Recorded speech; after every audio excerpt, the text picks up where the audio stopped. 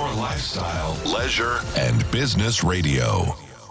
In the heart of Accra, nestled in the vibrant neighborhood of East Legon and New Beijing, a 360 multimedia farmhouse emerged. Introducing Z Multimedia. With a steadfast focus on lifestyle, leisure, and business, we set out to bring high-value oriented programs that captivate the taste and desires of our audience. From the captivating airwaves of Z 101.9 FM to the dynamic visuals of Z TV and the innovative realms of Z Digital and the incubation of advanced technological knowledge at Z Tech, every facet of modern media is meticulously curated to engage and inspire. Also, let's not forget the New Finder newspaper, now under the Z Multimedia umbrella, delivering insightful journalism with a business focus. Join us on the journey where innovation meets inspiration, where lifestyle meets leisure, and where business thrives. Change is here. Z Multimedia, your lifestyle, leisure, and business platform. You're tuned in to Z 101.9 FM. Your lifestyle, leisure, and business radio.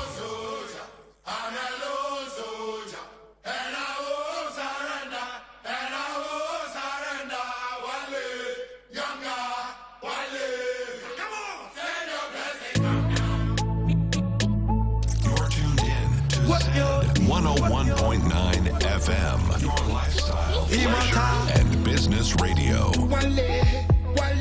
Send your blessing, come down. Jaja, send your blessing, come down. Abrami boy, me many marabiadia. I just want food. Jaja, send your blessing, come down. Yeah, send your blessing, come down. Jaja, send your blessing, come down. Me so but you quiet on London. Me I just want food. Jaja, send your blessing, come down. Yeah. Me my brother jealousy. Me na go pony me casa. Me my brother jealousy. Me na go pony me casa. And me kwana me yana. What you eat? Send your blessing, come down. 1 2 what? Every day talking naughty. Woman, you miss a bump and that. Woman, you miss a bump and that. My am day. Wale, daddy, send your blessing, come down. 1 2 what? Every day talking naughty. Woman, you miss a bump and that. Woman, you miss a bump and that. My am day. Wale, daddy, send your blessing, come down.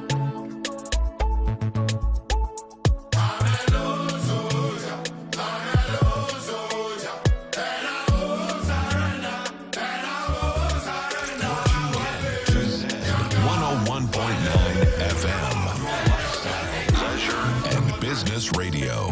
What you eat? What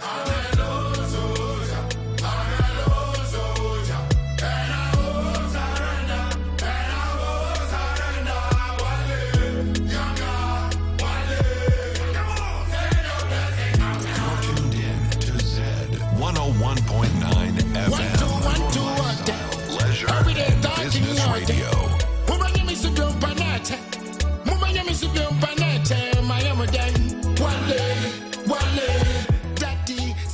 ZFM 101.9, and the program on air is I Have a Story to Tell. I'm your host. My name is FRITZ BAFFOUR, and my guest today is a man who's done so many things in his life, so many wonderful things in his life, Mr. Kwesi Asidu, known to many people as Kozer. He's my guest today. Welcome to I Have a Story to Tell, Kwesi. Thank you. Yeah.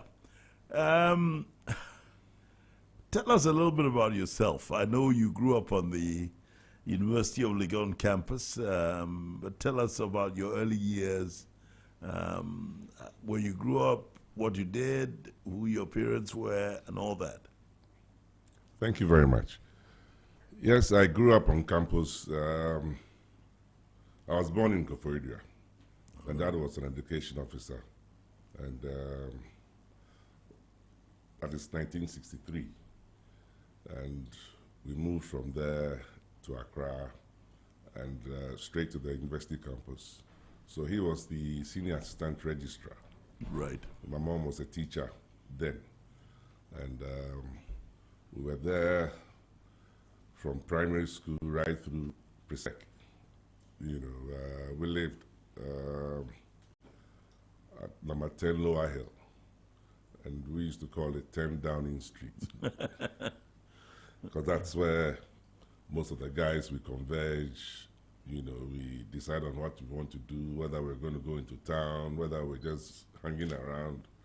You know, so that was the Prime Minister's quarters. Yeah, right. You know, so, yeah. So what was life like living on a campus? Because I know that in those days, the university campuses were like paradises. They were so well kept, very clean, and very orderly. Well, the university was a very organized place. It had its own health units. It had its own unit that went around. It was the township. Yeah, collecting garbage, you know, rubbish and all that. And you had laborers assigned to the bungalows.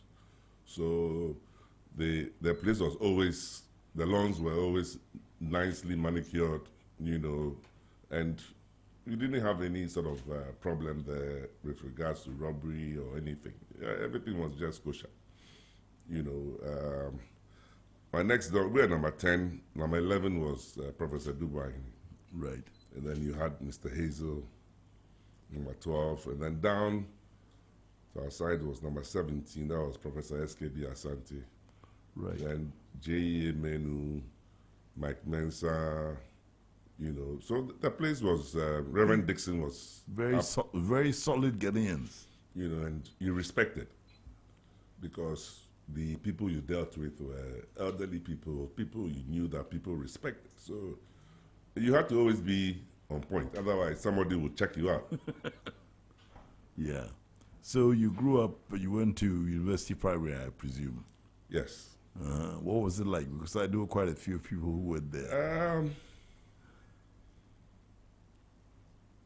Your sister was there. Yeah. What was his name? One of them was my brother's mate.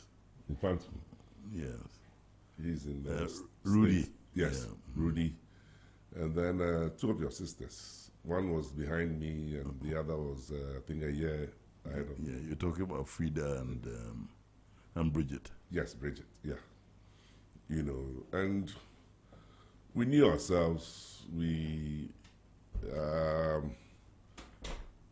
studied together, we played together, sports, you know. So it was a place where we made friends, and there was a kind of friendship that lasts forever. Up to now, we still see ourselves and we talk as if it was just yesterday, you know, that we met. So yes, it's a place where we built friendship. Did the students of the university, did they impact on your lives one way or the other? Because naturally, from what I gathered, you interacted with a lot of them. I knew some of them. Some of them were in my father's tutorial students. So he invited them home. So I got to know some of them. And we went to watch football, inter-halls football, inter-halls athletics, hockey, you know. So you saw some of them that, you know, later on in life, oh, I used to watch you play football, and, you know, you build that sort of friendship. Yeah. You know, so for example, there was this guy in Commonwealth. He was a Northerner, very good footballer. Bin Sali. Yeah. You know, he was one of my daddy's young guys, you know, from the north. Because my daddy taught in the north. He became a chief director, Bin Sali. Yes. Yes. Yes. Yeah. You know, so Winnie was in Legon Hall. Bauer was in Legon Hall. So, these are guys that Bauer was a goalkeeper for Legon Hall. All right. Sally played football for Commonwealth. Right. And there were other people, DK Osei, Yes. Akwafu Hall, play football, athletics, triple jump, So, yes, you get to meet all these people through the old man, because they get invited to the house, and through conversation you get to meet them. And then you see them when I used to go and collect the dailies every morning from Akwafu Hall. Right. So you see some of them walking, getting ready, going for lectures, some of them going to the cafeteria, things like that. So you see them, and then, that's a little boy. Oh, you go and say hello to your father, that sort of thing, All right. Yeah. Now, you went from University Primary to Presec, where you made a name for yourself. But before we go into that story, what was the first music you selected for this program? Because you have to have a music break. Wuta, I think it's Wuta or something. I can't. Okay, so let's have that music interlude, and your selection is Wuta. You're tuned in to Z 101.9 FM, your lifestyle, leisure, and business radio.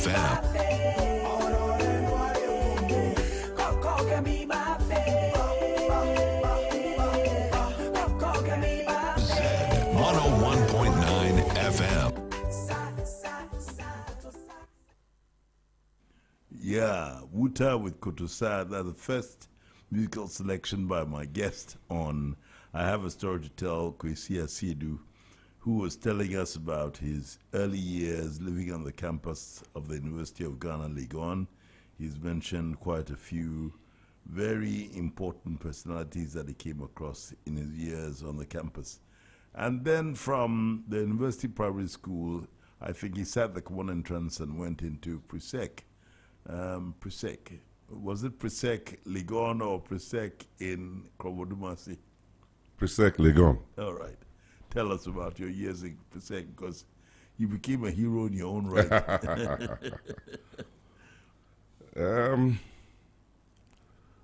I haven't been in a boarding house before.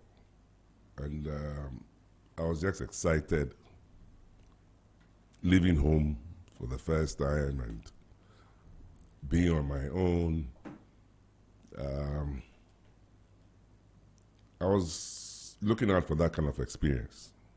And I met, other guys who, for the first time, they too had come out from home.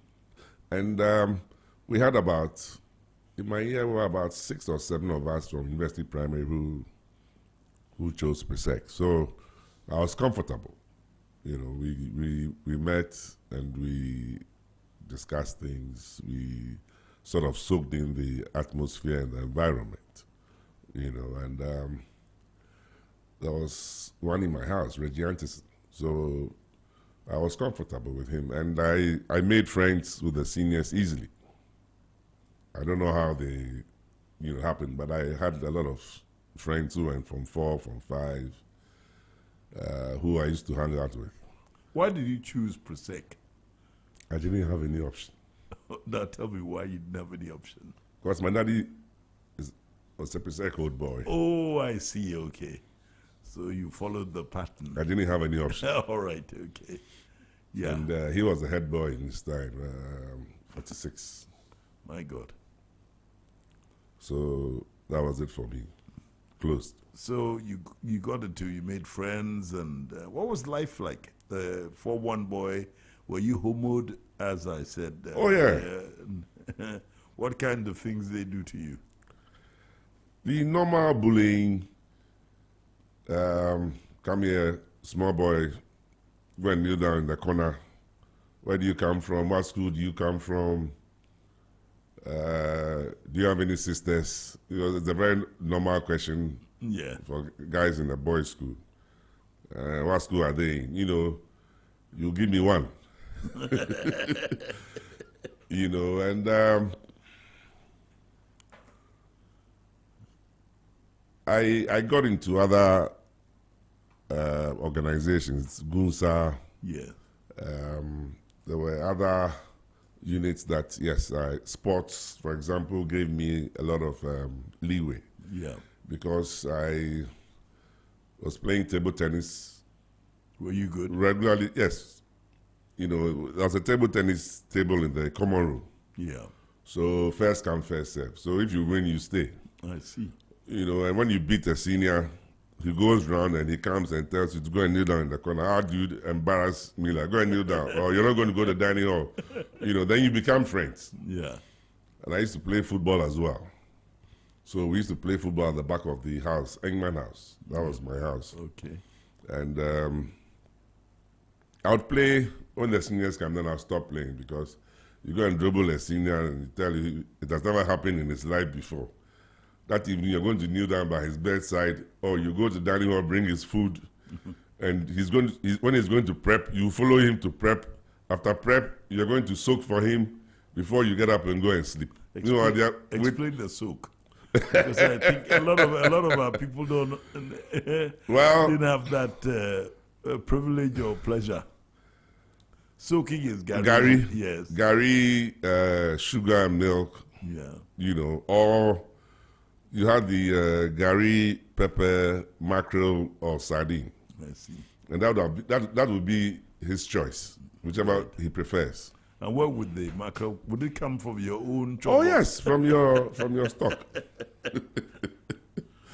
Because you've embarrassed him. I mean, his friends are laughing at him, they are teasing him that Otashin is small boy energy, only ball trash. That sort of thing. That sort of thing, yeah. So you have to make sure that he's comfortable. Sometimes they'll tell you that you put them to sleep, tell him a bedtime story. And you can't imagine what you want. You can't imagine what you want to tell your senior. I don't know what story you're going to tell him, but he'll tell you. But tell me at this animal. So, but it wasn't traumatic. It was more fun, wasn't it? Or no, it wasn't. For me, it wasn't traumatic. Like I said, I made friends with the seniors easily. And then my big sister too came to sixth form. All the pioneering ladies, girls who started, the girls, when they started with the girls in sixth form, she was one of them. I see. So then anywhere you pass, hey, is that your sister? Hey, is that your sister? You give her to me. You hear? Anybody says this, say that. So yes, people got to know me. And then some, because of sports, they say, that's the boy who was holding the hockey stick the other time. He's a bad boy, let's go and punish him. Then, they come for you, and then you say, this is my sister. I'll give her to you. Say, okay, go.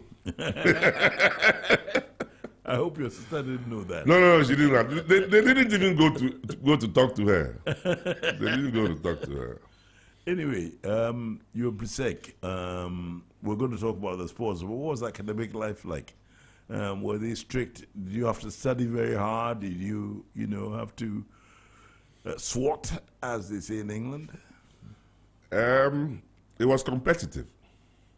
There were guys from other schools who had come there, and there were guys who were a bit older. So they knew how to prepare their notes, get things done. I mean, you are now starting how to write, prepare notes. When you go to prep, you don't even know what prep is for. Yeah. You get there, you go and mess around, and then after 30 minutes, you are sleeping. Other guys are studying. Yeah. So until you get into the hang of it, the beginning was a bit difficult. Then these same seniors will tell you that, look, you're not here to just play games. You have to study and make sure that you make the mark. So you find time to study, or you make sure that when you are taught in class, you get the important listing of what the teacher is trying to get across. So when you go to the dormitories, you share it with the seniors and they explain it to you.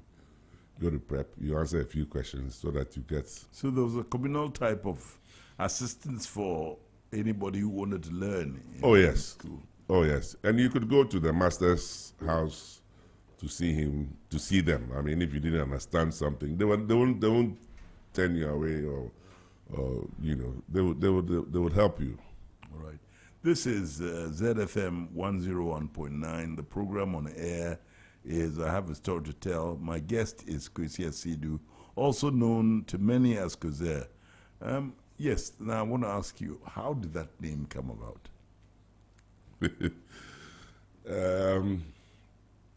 There was this guy I was in from 2, and he came to sit from Adisado College.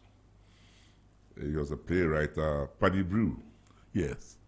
Okay. Playwright, and he was Krife, SU boy.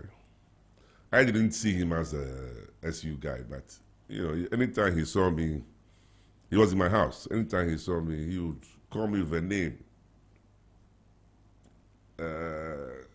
Young man, come and let's talk about the nigger called Jesus. Anytime he say, hey, some of the names I can't remember. Yeah. But then Kozer was the one that stuck, because the day he said it, the day he mentioned it, 3 other guys were with me, and they also went and spread it in the classroom. That your name was Kozer? Yes. And so it stuck. And I didn't have any listening objection to it. Because when they give you a nickname and you try to object, you know what it is like. That's when they start teasing you with it. So I was cool with it. All right. So academically, you were helped along and everything. But one of the major claims to fame that you have from your years in Presec and in the Greater Accra Secondary School circuit was that you were a great athlete. I think you said you played table tennis and you played football and you played hockey. I know that you played cricket for Ghana. That's another story. But you were also a discus thrower. Tell us about how you entered into sports and the heights you got to in the intercollegiate scene. From primary school, there were guys who could run faster than me. So I was always looking for something else that I could do better than them. So I realized that I was good at long jump. Right. So I cultivated that habit. And I got into long jump by watching the university interhalls, athletics competitions. You're talking about the DQ, say, Yes. and the rest, So that's how I picked it up. And I got one cousin of mine who was there in the university to teach me. He told me that, look, long jump is this is what you're trying to achieve. Right. So you need the speed to hit onto the board and take off. Yeah. So when I got to Presec, we used to have physical education. Right. And I told you I used to play football. So when we go for PE, I don't go for volleyball, I don't do hockey, I just stick to football. And there were some guys who were older than us in class. So when you share and you're playing and you dribble them and they start teasing them, then when you go to the classroom, they knock you because they're sitting behind you. So they knock you. What they pee, so I decided that next time I go up, I'm not going to play football anymore. I can't fight the guy. Yeah, bigger than you. Yeah. So I went to play hockey, volleyball, and other sports. So I cultivated the habit, hockey. I liked it, But then, as usual, there are other guys who know how to play more than you. But then I used to go and watch the school team train. There was one who lived with us on campus, Tio and Sarah, my sister's mate, So holidays, I used to, play with a stick on campus. Nyamudodu was a guy too who also helped a lot because I used to train with him. Yeah. So that was how I got into sports. I started with volleyball, interhouses, joined the school team, and we trained a lot. We had, our sports master was BT Akron. And then there was another sports master who came from Winneba. I'm trying to remember his name. He was the one who actually got me into volleyball. Yeah. He used to train us, wake us up in the morning by 5:30. We'd go jogging, drills, have morning drills before we shower and go to the classroom. And then hockey, similarly the same thing, So when I go to Form 3, I had by then, developed a strong distance for the game. So I was playing, we played interhouses, and Engman House was known for, it was like the Commonwealth Hall of the school. Right. It was just guys who could sing and make noise. And very few sportsmen were in the house. So our hockey team had about 3 guys who played naturally, and then the others were guys who had an idea of how to swing the stick. And with the choir in the background, that's all you need to play the game. So yes, we participated, we did a lot of things, and that was how I developed my sports, played in inter-schools, Greater Accra, went for inter-regionals, academicals, that was how, as far as I went for hockey and volleyball. But athletics, you asked me of discus. My dad is a sportsman, and like I said, my sister too was into sports. She did the short part and did the discus as well. So she showed me how to do it.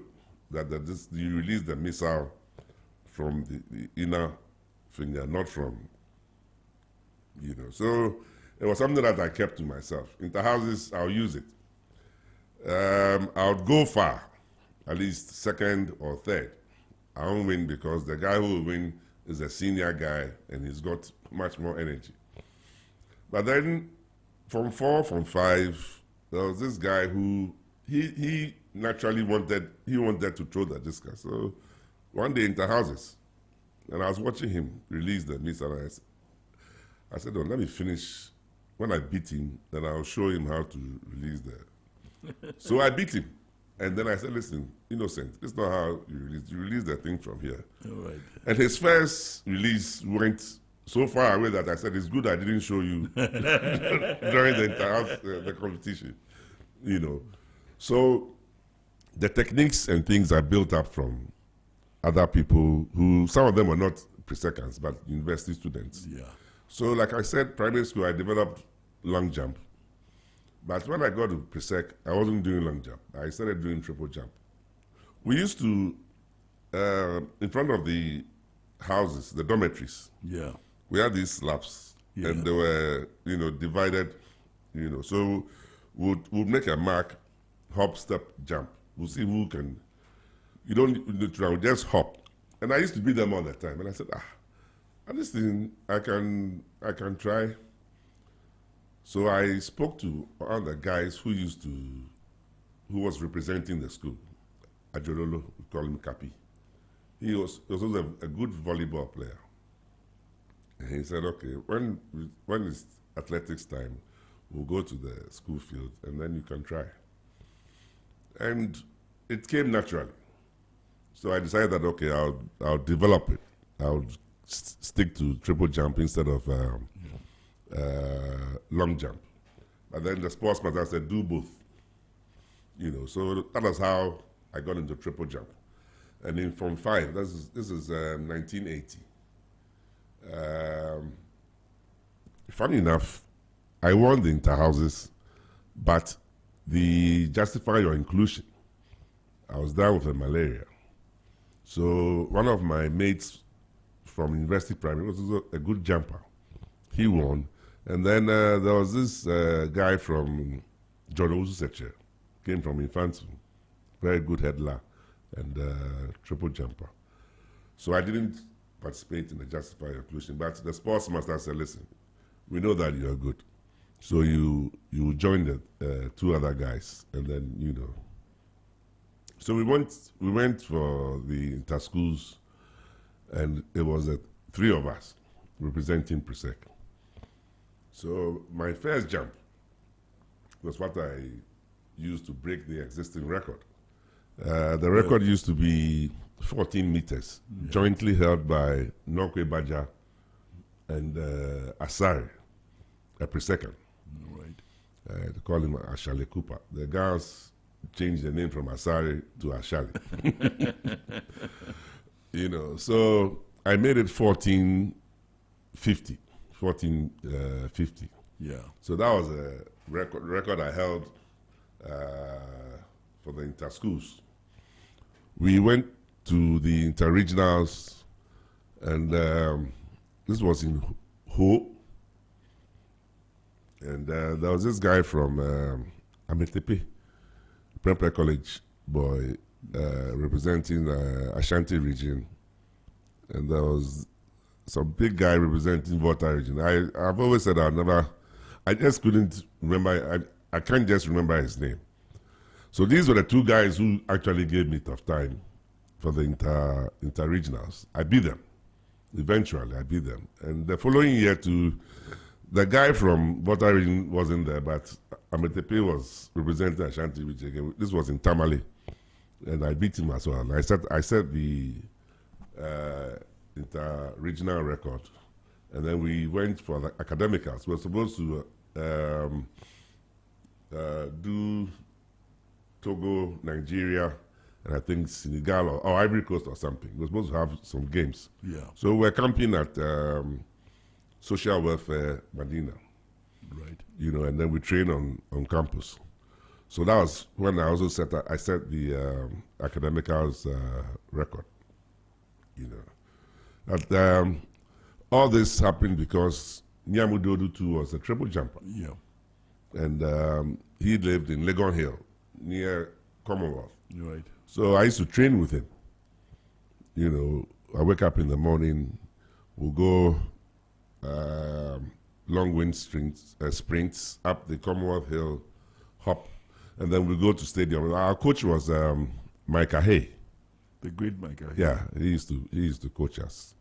I used to see that. That was where I met guys like Rexford Bobby, and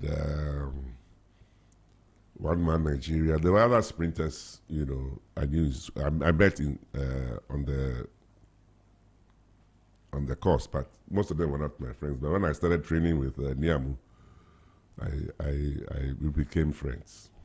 Right. I mean, you're talking about something that I think most of our listeners who are younger than us don't know anything about. But in those days, I mean, the intercollegiate games, whatever it was, whether it was football, hockey, volleyball, or athletics, was something to behold, wasn't it? Oh, yes, it was. I mean, the preparation for it, and I mean, even among the spectators, and the schools, and the songs, and the things, and all that. And the bragging rights. It gives you the bragging rights. Right. When you go home and you're amongst your friends, and they start talking, say, my friend, relax. When we're doing things, where were you? Yeah. You know. Yeah.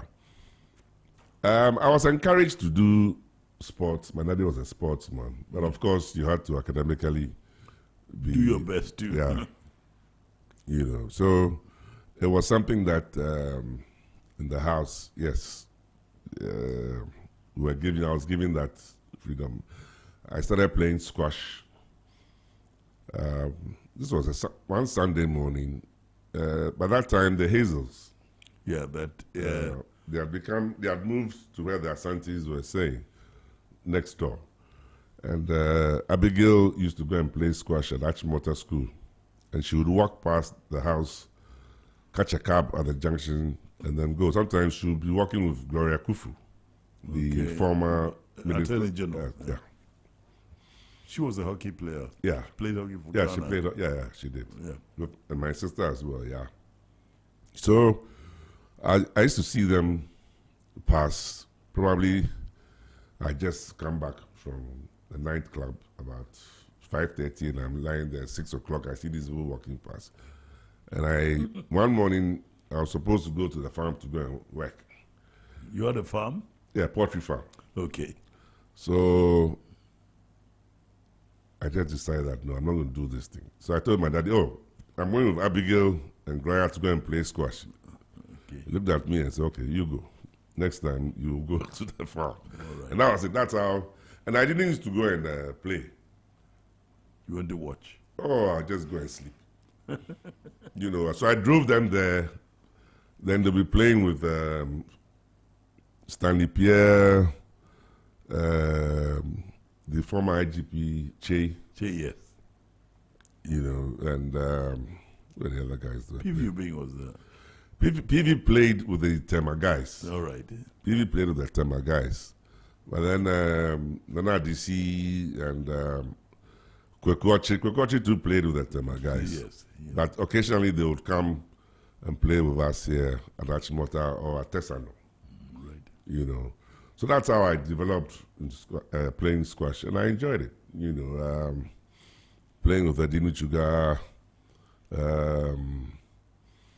And all these names are people who played various games and disciplines for Ghana. Yeah. So please note the names, you know, the Nuchugas and the Ania Mododus and the rest. These are people who eventually became very famous in their own right. Yeah. Niamu went on to set the record for triple jump for Ghana. Yes, and he won all Africa games. Yeah, he took a gold. Yeah. Yeah. You know. So here we are I have a story to tell on ZFM 101.9. My guest is Kwesi Asiedu, who is a businessman, but he's telling us about his early days when he was a very keen sportsman. He hasn't mentioned one discipline that we're going to talk about later on. But let's have a second selection, which is again Uta. What's up? Coming out of the ghetto with the gunshot. You're tuned in to Z 101.9 FM, your lifestyle, leisure, and business radio.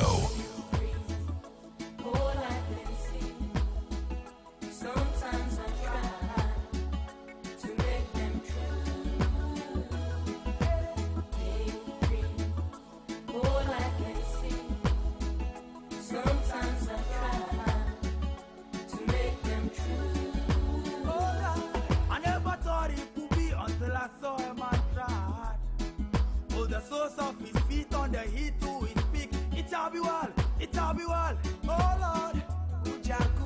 a peaceful, and my soul is many are called, but just enough. Mac a peaceful and Jah help with you. It's good to the tops and rough like you. Are you walk one living good till you're good till you're dead? The fire keep burning, pray that end word. Cry no more, cry no more, my brother cry no more. Yeah. Big dreams, all I can see. Sometimes I try to make them true. I keep dreaming my big dreams. Big dreams, all I can see. Sometimes I try to make them true. I've been walking all day, trying to find some bread and butter. Bread and butter. Oh Lord, that time will tell the poor man still. Still the want a nice and a better place to live. But they want to make it good. Oh yeah, I can't kill every night and day. They all have to go. Oh my sister, cry no more. Oh. Ujakupon. Minyami. Oh. Ujakupon. Zed 101.9 FM. Sometimes I try to make them true. All I can see. Sometimes I try to make them true. Well, I've been on top of Mount Zion, looking up to Jah to send down God and rain. Oh, the stars will be my guide. Oh, the sun will be my hope. As long as there is life, I know Jah will let me down. Hey. All I can see, Zed 101.9 FM.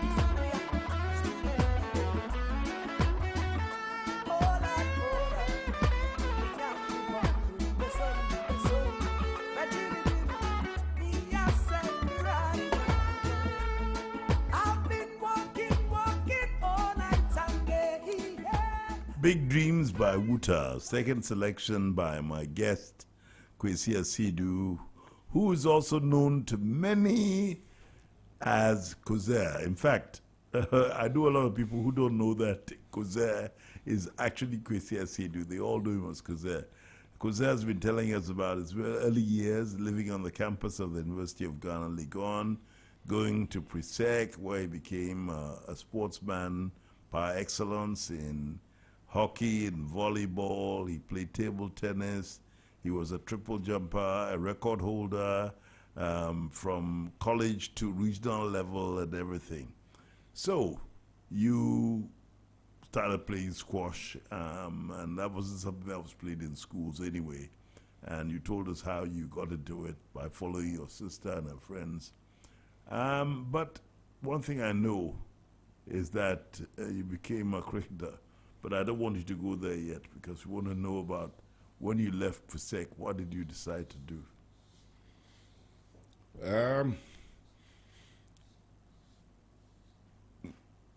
I left Presec and to continue my education. We're here. And the schools went on Aluta.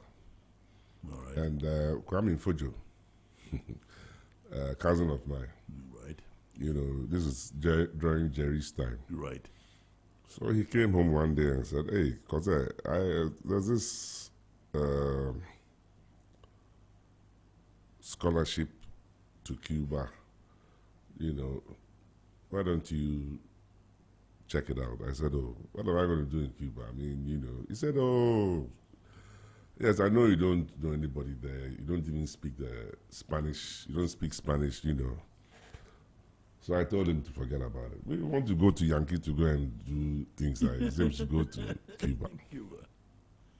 So he went in and spoke to the old man, and I was surprised my old man didn't say anything about it. So we had to go in and do medicals and all that. And it was for sports administration. Right. And I told him that, sports administration, what are you going to you know, when you come back here, what are you going to get from sports administration? I see the guys who working at the sports, Ministry of Sports or at the stadium, and you don't see the future in that.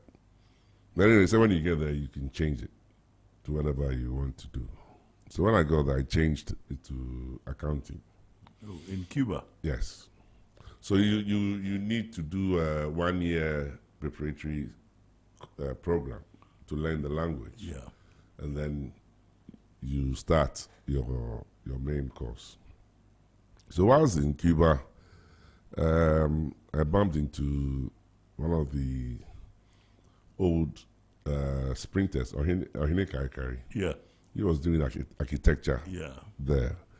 And he said, he was coming from the embassy and that they've been asked to start training for the Los Angeles Games. And I said, nobody said anything to me, so I don't know. So the following day, I went to the embassy and saw Mr. Kodo. Right. And he said, well, that's the information they've received. So they've given the information to Ohine Karikari. And then he said, what were you used? I said, triple jump. So he said, when I get any information on yours, I'll let you know. You know, but later on, Ghana didn't. We didn't go. Yeah. We boycotted it. Yeah, it was we boycotted it. Yeah. You know, but yes, I continued doing my sports there. I played more football there because interfaculty sports was more what they did. And for me to continue doing triple jump, I played football and volleyball. But for me to continue doing triple jump, training as a jumper, I needed to get permission to use the facilities at the sports school. Right. Yeah, because if you're not a student there, you can't just, you're not allowed in there. So yes, occasionally during the holidays, I go in there to go and train. But I never participated. The only thing I did was inter-universities on 2 occasions. So sports followed you everywhere you went. I even started playing baseball. Really? Yeah, started playing baseball. But I'm surprised because, last week we had David Ampofo was also trained in Cuba. So you're the second Cuban-trained Ghanaian I've come across on this program. Yeah. So what was Cuba like for you? The settings are like home. They're in the tropics, the sun. The people are dark like us. Yes, there's a mixed race and then there's the Caucasians as well. But the people behave just like we do here. It's easy to mix. That you just make sure you don't find yourself on the wrong side of the law. I mean, yeah. They like partying, they like dancing, they like drinking. And alcohol is a difficult thing to find there. Those days, yes, I used to smoke. An athlete smoke. I don't like talking about this, but yes, I used to smoke. And I didn't get on with the Cuban cigarettes. They were very strong, like Gauloise. Yeah, they call them the French Gauloise, Popular, that's the name of the packet. Yeah. So I used to go to the Diplo shop to buy my Rothmans and then, smoke. But yes, I got into other sports there as well. Like I said, baseball. I used to watch them play, and I just told my form captain that one of these days I'd like to join you guys. He said, okay, come along. I was only lefty in the team, so they found it difficult getting the gloves and this thing for me. But yes, I played 1 or 2 matches, and I enjoyed it. So how many years did you spend in Cuba? I was there for 5 years. So you must be a fluent Spanish speaker now. Oh, I speak Spanish. I write my diary in Spanish. Really? Yeah. Okay. So you spent 5 years in Cuba learning accountancy, and you did your sports, which had followed you from your days in Ghana. And then when you came back home, what was it? From Cuba, I went to London. All right. Yes, London, I got the opportunity to continue the triple jump because I bumped into this. He used to be one of the coaches here. Let's call him. He had ginger hair, Ofri Nyaku. That's how we used to call him. Isi Nyaku. Yeah. The 800 meters runner in the 50s for Ghana, yes. He was the national coach. Yes. So he saw me and said, have you stopped doing your sports? I am a coach at Haringey Sports Club. Come and join. Harriers, yes. They're called, yeah. So come and join us, and then you can continue. I said, okay. So I joined them, and I used to train the triple jump.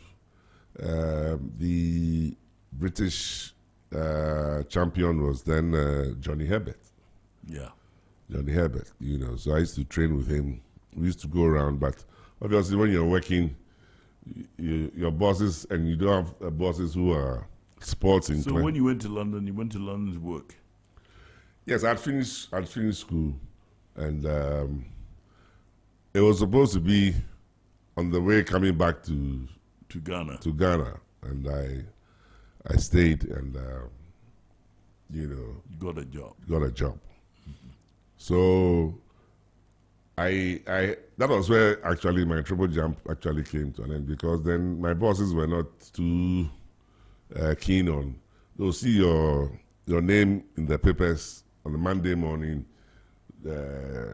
Probably we went to Wales for a competition, a meet, and then they see your name there, and they say that's why you didn't show up on Friday. Things like that. So the triple jump sort of tapered down. But then the hockey, I was still playing hockey. Yeah. I was still playing hockey and volleyball. But the volleyball I was playing for lower division 4. And that was okay, because I knew I wouldn't get time to be playing seriously if I joined the higher divisions. Yeah. So yeah, Division 4 was fine for me for the volleyball. The hockey, I was in Division 2. There was this guy I used to see, Alex Egbefia. Yeah. Who's now the chief of staff for... Deputy chief of staff. Deputy chief of staff for the... the chief of staff for the vice president. Yeah. Yeah. He used to play hockey as well. Really? Yeah, Alex. Play hockey as well. So we used to meet Graham Park Estates. There was there were 3 hockey pitches there. So that's when our clubs used to meet, and then, we play. And then volleyball, we used to play in Central London. Those days, volleyball wasn't too strong in England. Yeah. Yeah. It was more of an Eastern and South American sport. Yeah. So there weren't a lot of places where you could play, especially in London. But when I moved to Milton Keynes, yes, we had clubs where we play. Sometimes we go to Cambridge, we'll go to Oxford, Birmingham, to play competitions, stuff like that. So yes, I still kept my sports. And then squash became the main thing. People like Eddie Michuga, Soaodue, Soweto. Yeah.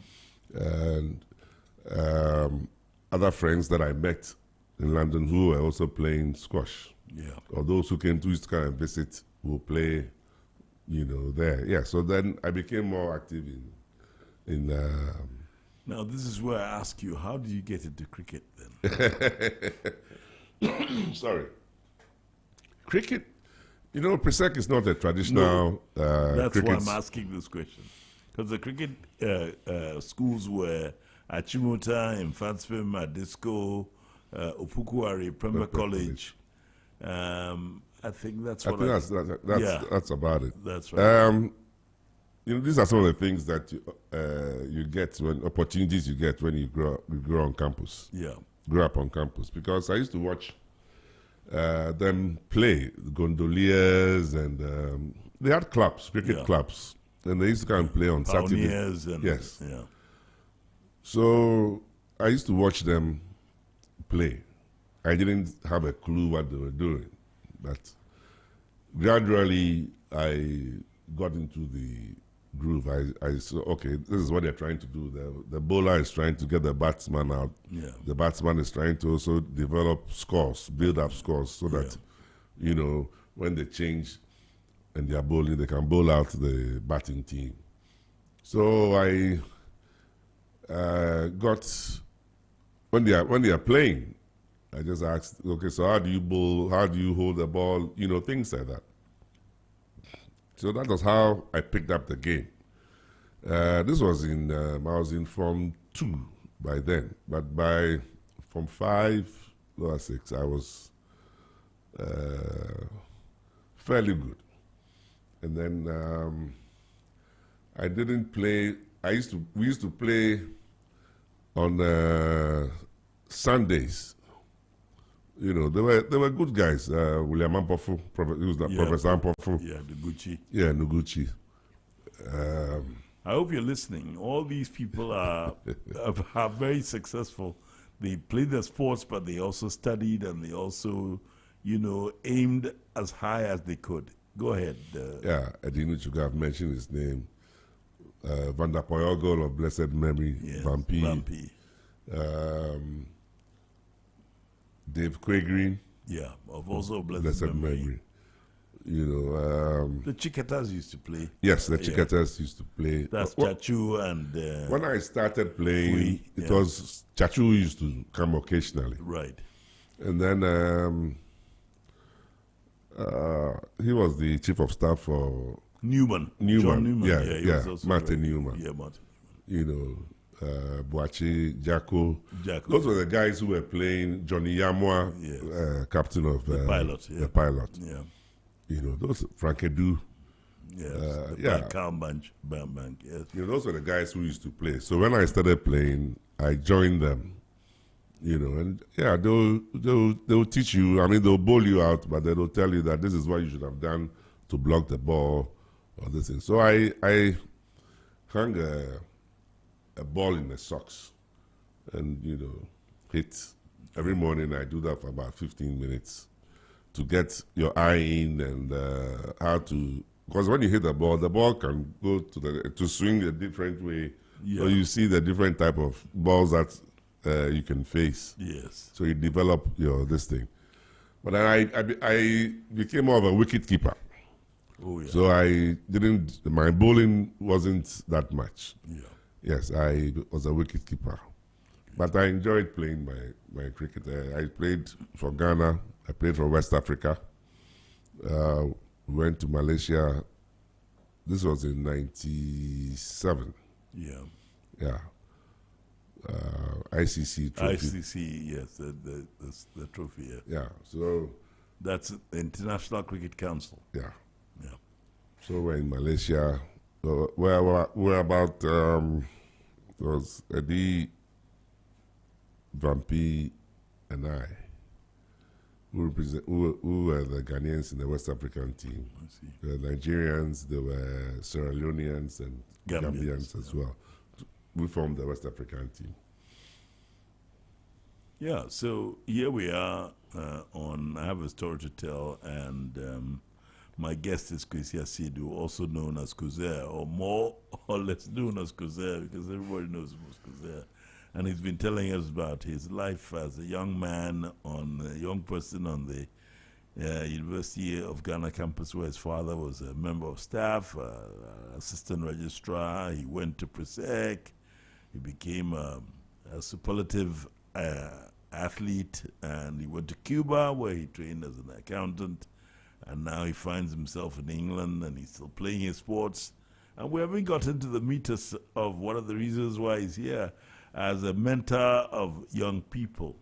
But I think it's time for us to have a musical interlude. And I think I hear you selected Pat Thomas. So let's have a selection from the repertoire of Pat Thomas. You're tuned in to Z 101.9 FM, your lifestyle, leisure, and business radio. Z 101.9 FM.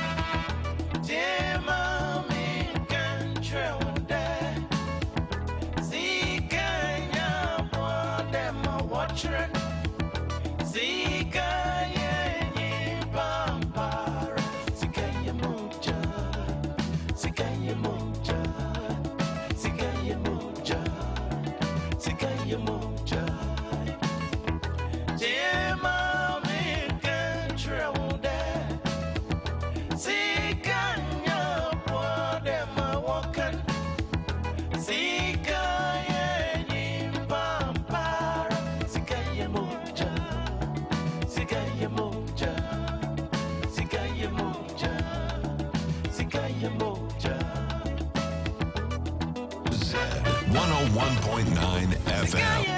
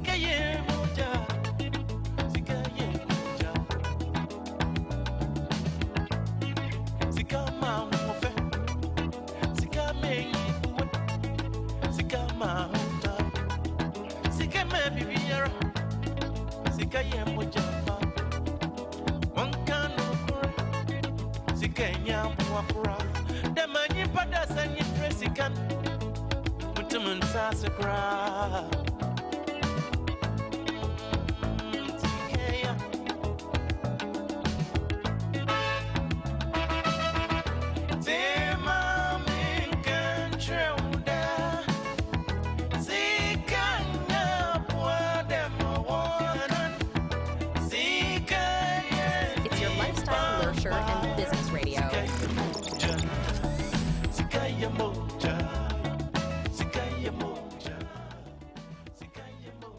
Sikaya Moja, the evergreen Pat Thomas, one of the greatest proponents for live music Ghana's ever heard, and that selection was by my guest, Kwesi Asidu, also known as Kozer, who's been regaling us with stories of the great sporting days of Ghana, which he participated fully. He was brought up on the University of Ghana campus, where his father was a member of staff. He went to Presec, where he excelled as a top athlete, played volleyball, hockey, was a triple jumper. He went very, very far.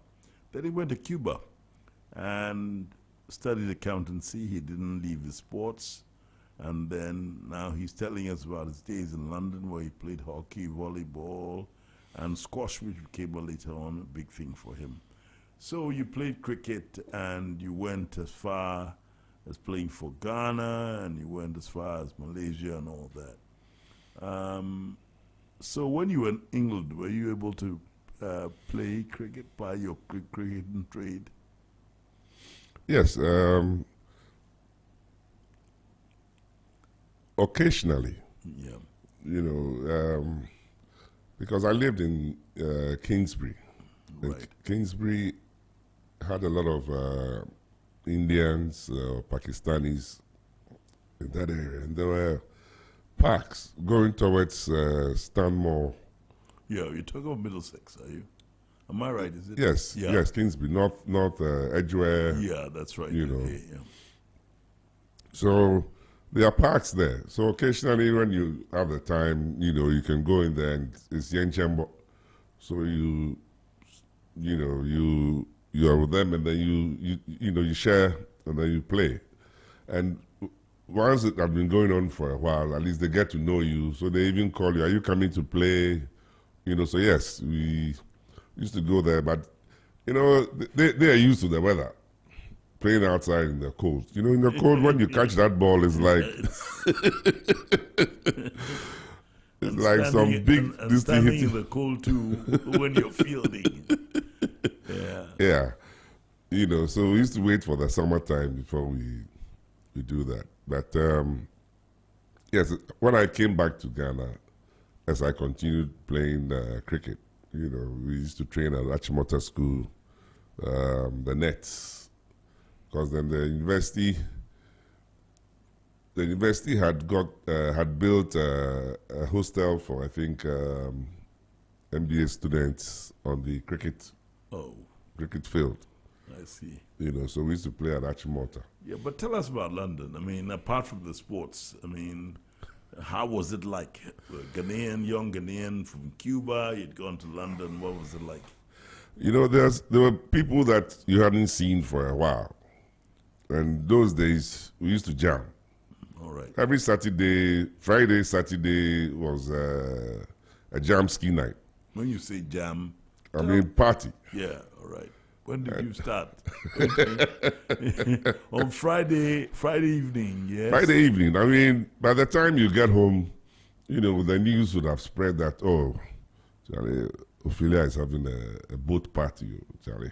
You can't miss it. Mm-hmm. So you have to make sure that. So you were with a group of Ghanaian friends. Oh, yes. That was the group you moved in with. Oh, yes. Simon, say Explo. Yes. Explo was a good DJ. Right. And everybody who wants to have a party will definitely will try and sign in. Simon, come and play for me at my party or something. So Simon will tell you, this weekend there are 2 jams, but me, I'm playing here. Of course, some will be holding his amp, some will be holding, because if you're not Kongadi.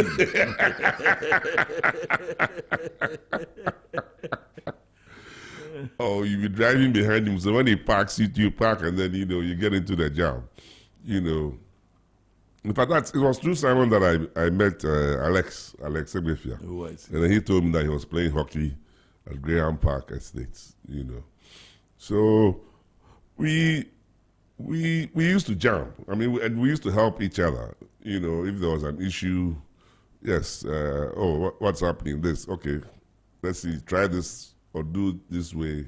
And, we had groups as well who we used to, so for example, this Friday, if there's no jam or nothing happening, we'll decide that, okay, we'll meet at my house.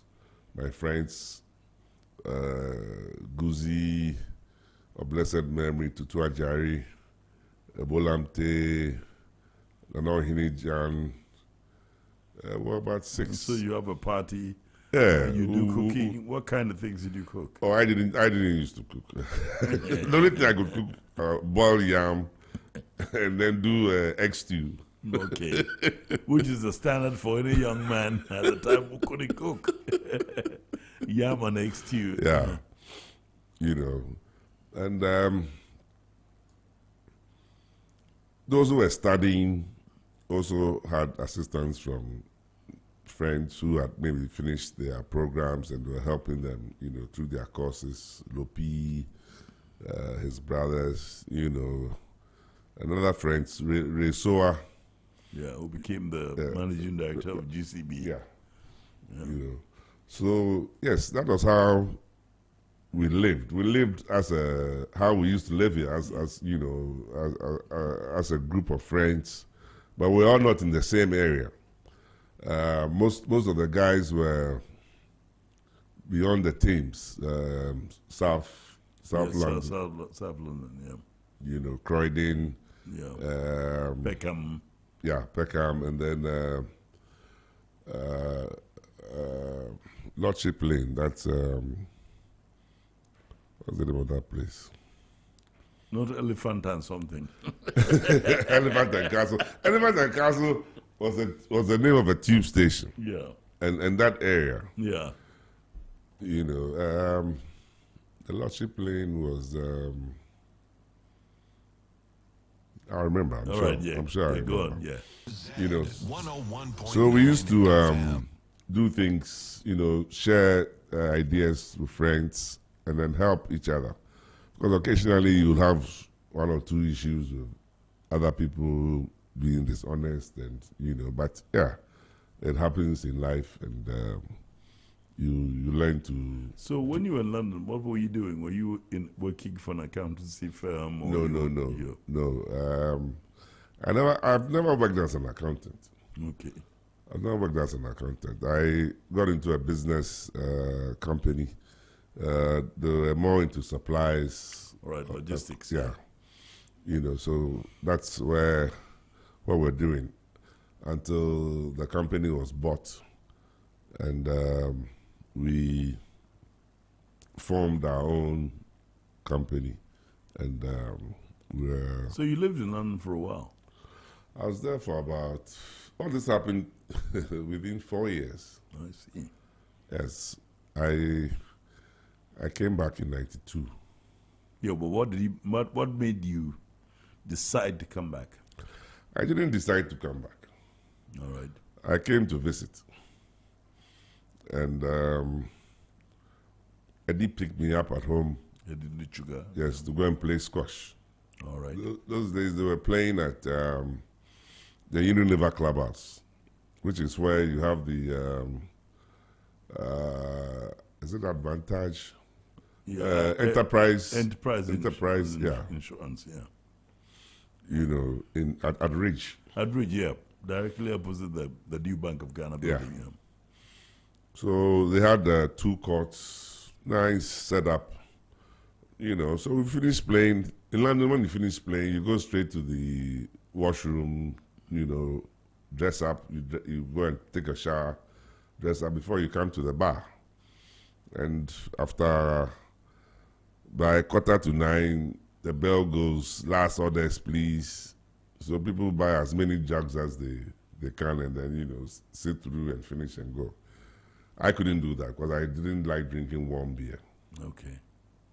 So I come here and we are playing, and we finish, I go and shower, and I say, oh, we start drinking. I said, oh, Eddie, I don't hear any last orders. He said, yeah, we don't do last orders.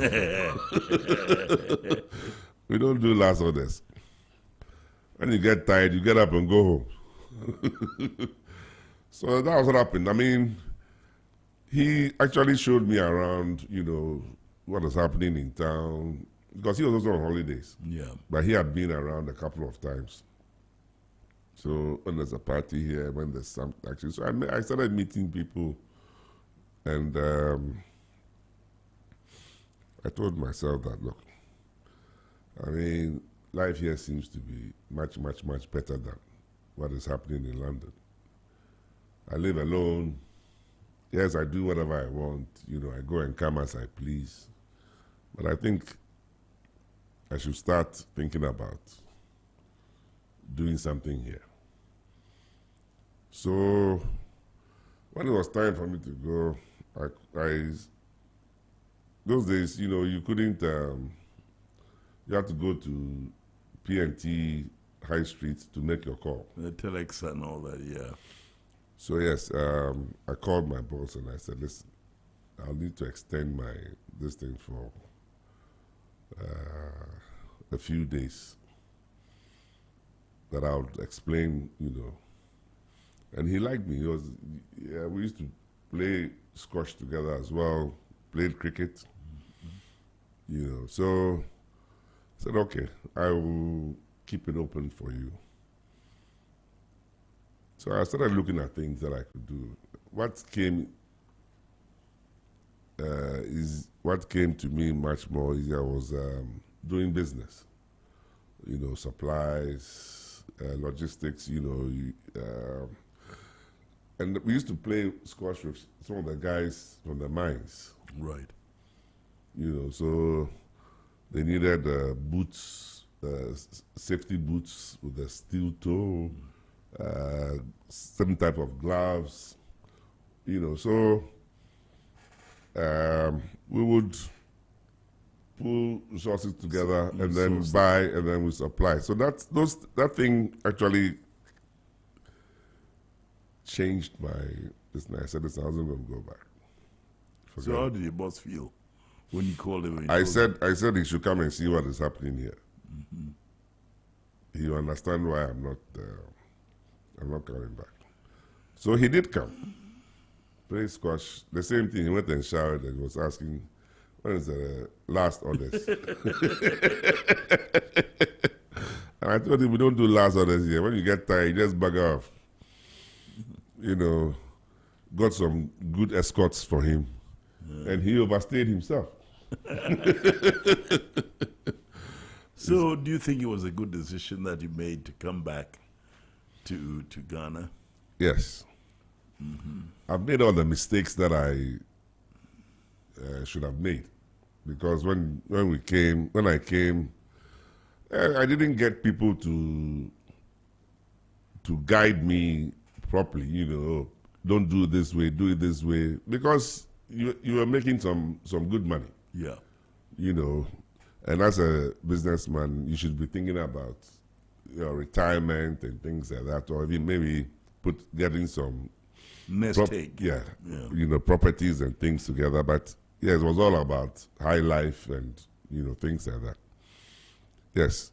So I think that, yes, it was a good thing that I came at that time. Because probably if I didn't come at that time, I might not have even bothered about coming to Ghana.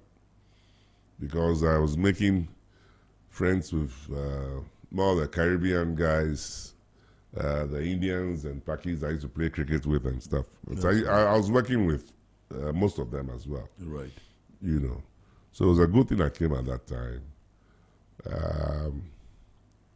It changed my outlook towards life and not to think about just myself alone, because you live out there, everything is just you. Yeah. And, you know, you and you and you. So you actually think that the extended family system is a good system? It is. It is. And tell us why. You see, it is a culture that we've all benefited from.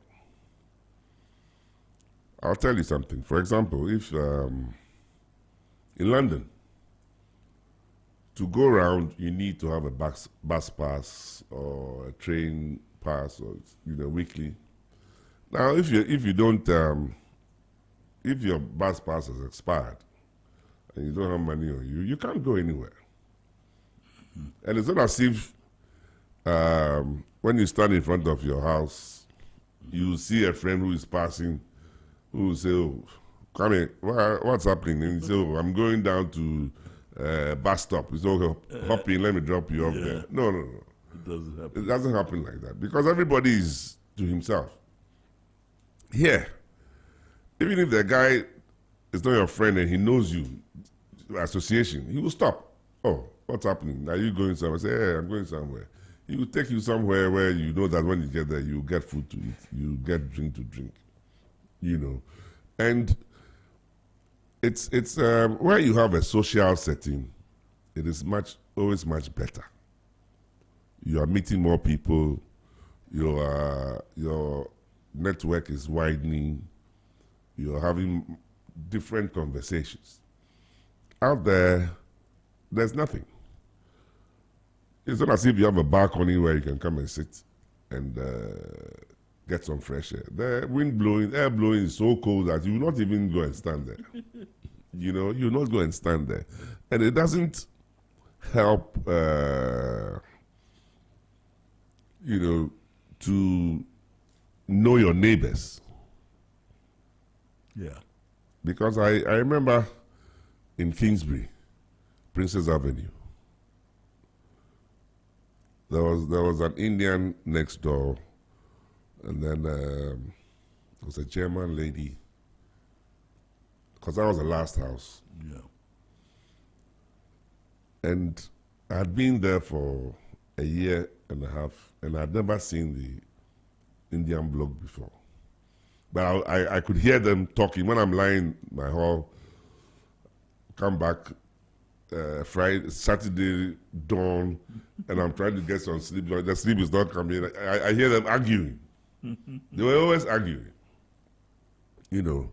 So one day, I was washing the car in front of the house, and he came out, and he said, "Are you the one who lives here?" I said, "Yes." So, you know, I was always playing loud music. I said, "Yes." He said, "Sometimes can you tune it down for me?" Because I also want to listen to my spiritual music. I said, "Okay, very well. If it's loud, you just tap on the door. I'll lower it." And, you know, he became a friend. You know, we started talking. But other than that, I wouldn't have known. I've never known him. He had been there. He's always there. I think he was a minicab driver. So he used to work at night and sometimes in the afternoons, you know. So I never used to see him, but I used to see his wife walking up and down the road sometimes when I'm going to town, things like that. But here, you know, you feel free to go and say hello to your next door neighbor, introduce yourself, and you can share things, you know. And that is how we've lived and we've grown up with it. It's not something that I think that we should just do away with. Everywhere we go, we sit together as a group, or as a team, or as friends, and, you know, we share drinks, we share food, we share even family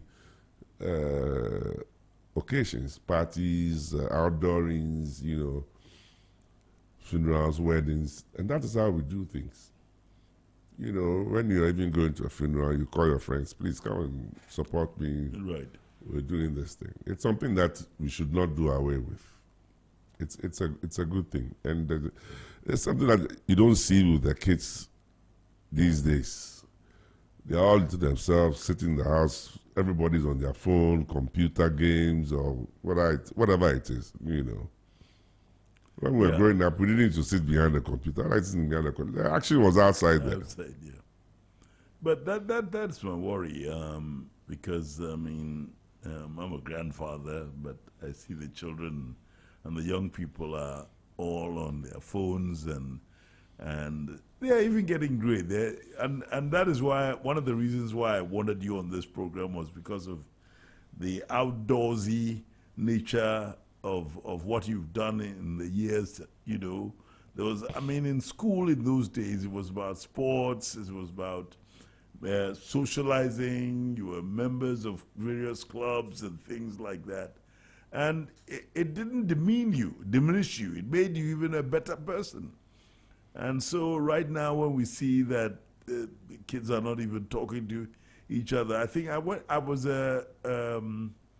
my friend asked me to supervise a party of young people, and I could see that the boys were not dancing with the girls. And apparently they were talking to each other on their phones. They were not actually talking. They were in the same room. They were using their phones to communicate. So it's one of those things. So how do we solve that problem? How do we get our kids to start interacting like we did? Because it wasn't a bad thing. I know technology is a good thing, but how do we do that? I mean, I'm asking your opinion, and if you have something to say about that. I think it's the way society has developed, or I don't know what to say, evolved. Those days, like I said, we all knew each other. From primary school, secondary school, parents knew your friends, you know, and they could come home, have lunch with you. Some even stayed, had supper before they went home, and things like that. Now it's not like that. Mom is working, dad is working, children are going to school, read church. They close at 2. Somebody has to pick them up, or they stay around till about 5 before they are picked up, sit in traffic for about 3-4 hours before they get home. Shower, eat, straight to sleep. Probably do their homework, straight to sleep. There's no social life. So you're talking about the middle class level. What about the other people who are the average man and woman who doesn't have a child in Ridge and all that? Is it because they didn't have the facilities that the average men and women in the cities at that time had? Access to housing and accommodation, because right now you've got to hustle to get a place. For the first time since the last 20 years, we're getting street children when we didn't have street children and all that. I mean, do those things matter? Yes, they do matter, because, like I said, the way things are evolving these days is totally different from our time. You wouldn't see people begging by the roadside. You wouldn't see people with their kids sitting in the corners, asking for money and things like that. Now, you see all these things and you ask yourself, how did we get here? Yeah. Is it because some people or relationships didn't work, so people couldn't look after their children, or things have gotten so bad that, yes, some of these kids can't go to school? And what are the options for these people? Because being out there in the streets doesn't help. They pick up all sorts of habits, and they join all sorts of gangs and, groups, and then the next thing you see, they are out there attacking people. I think that we will have to relook at some of these things, because school was compulsory for everybody. And in our time, yes, there are people who had difficulties, but their children went to school. Nobody sacked them. Nobody told them to go home for school fees and all that. But these days, it seems as if things have changed. If you don't have the money to even go to creche, then that's it. You start by begging by the roadside. I think that certain things must be put in place to mitigate all these things, to make sure that people have the opportunity, whether, single parents or what, people are given the opportunity to have some sort of education. Well, let's hold that thought. Let's have some music.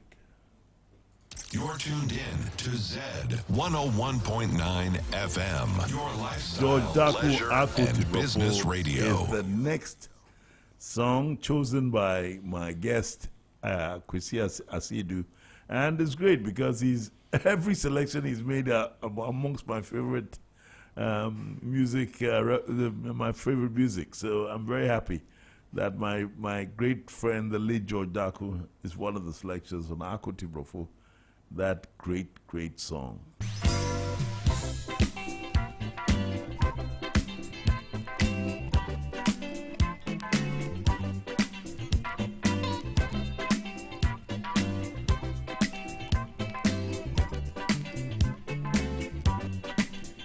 Z 101.9 FM.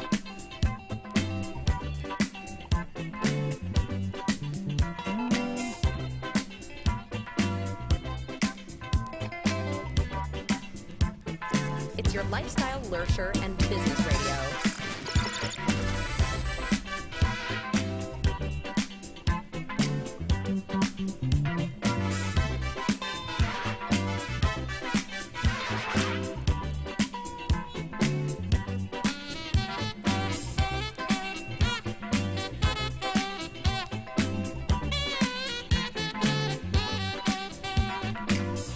Z 101.9 FM.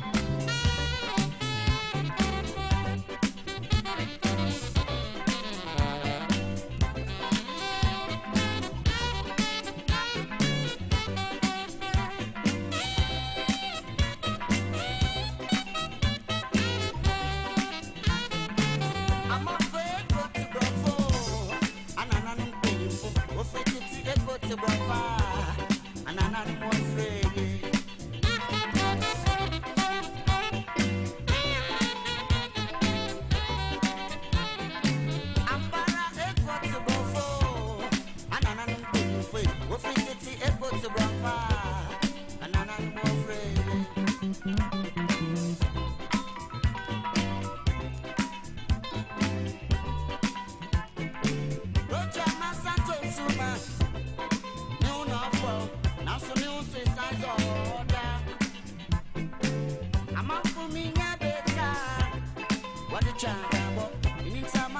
It's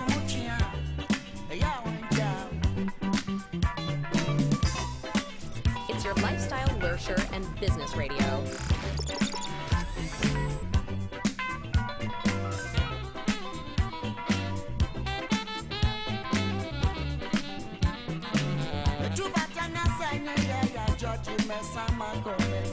If you say put to here, nature no it's into it. A chawa mosialeni, the baby charambara, no aswamai, echo to go, and an animal, or free to see echo to rubber, and an animal reggae.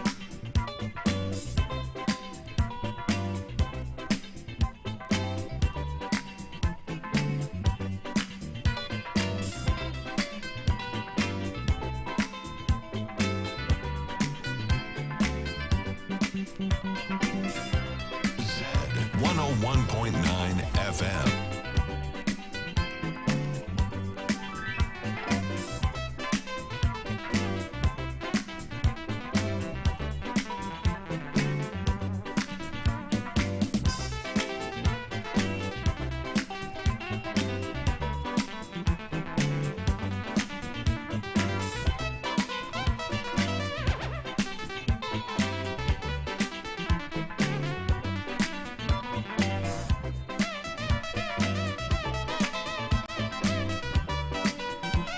It's your lifestyle, leisure, and business radio.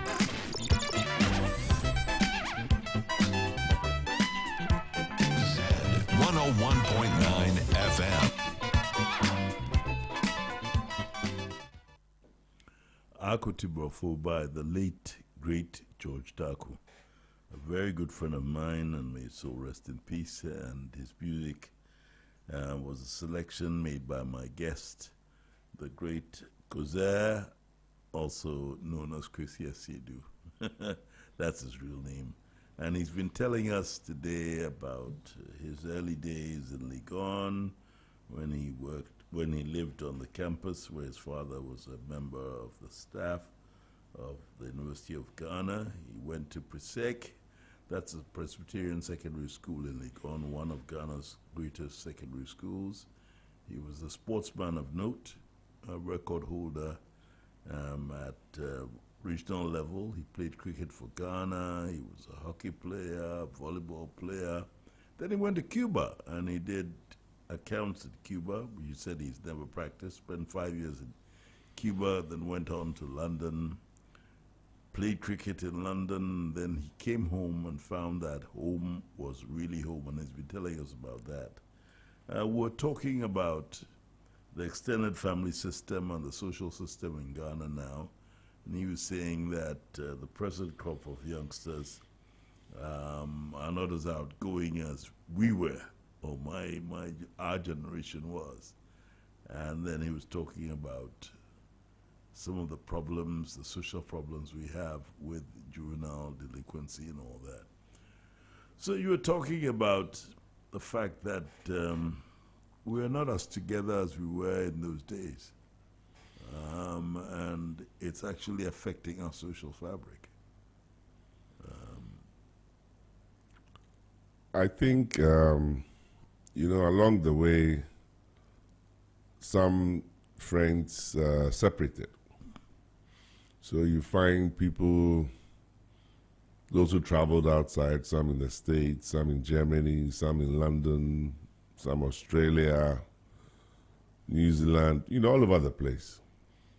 And they come occasionally to visit. There are others who have never made it back to even visit.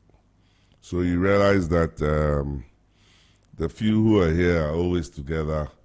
Those who are out there, when they come, it even takes a while for them to blend. Because people are moving on, and people are building things and keeping things in groups. So when you come in, you play catch up, and if it doesn't go too well, you find yourself, making other friends and things like that, And yes, this is also part of one of the issues, and you find it transcending to the children. And like I said, these days things are not as easy as it was in our time, where there wasn't that much traffic. No. You know, it would take me about 25 minutes maximum to drive from Legon to Latte using the Dodua Road. Right. You know, and the further you go, the fresher the air was. Yeah. You know, but now look at the road. It's so busy, commercialized. Right. It takes me about an hour and a half to drive through that traffic to get to Latte. So I hardly use that road now. I just go through Manfi, and then I climb up. So, yeah, but I mean, when we were younger, I mean, let's say 20 years ago, Ghana had a population under 20 million. Right now we're over 30 million. And the infrastructure has not grown as much as the population. So we have that problem. But, you know, I mean, it's something that is to be expected, the way things have been, from the way we have been doing things. You went to London, you came back, and you decided to stay. So, really, what have you been doing with yourself now? You said you were into logistics and, you know, the supply chain and all that. And has it been easy for you to do business in Ghana? Because I had a guest a few weeks ago, and she was telling me that one of the amazing things about Ghana was the ease in which you could do business, because it's not overregulated. But then it's also the regulations that we also complain that there's very little enforcement in our system. So tell us about what you feel about that. You know, setting up a business here, depending on what you want to do. And you don't really have to just say, because you're into logistics, supply of safety boots and safety wear, so that is how, but you decide to give the company a wide scope.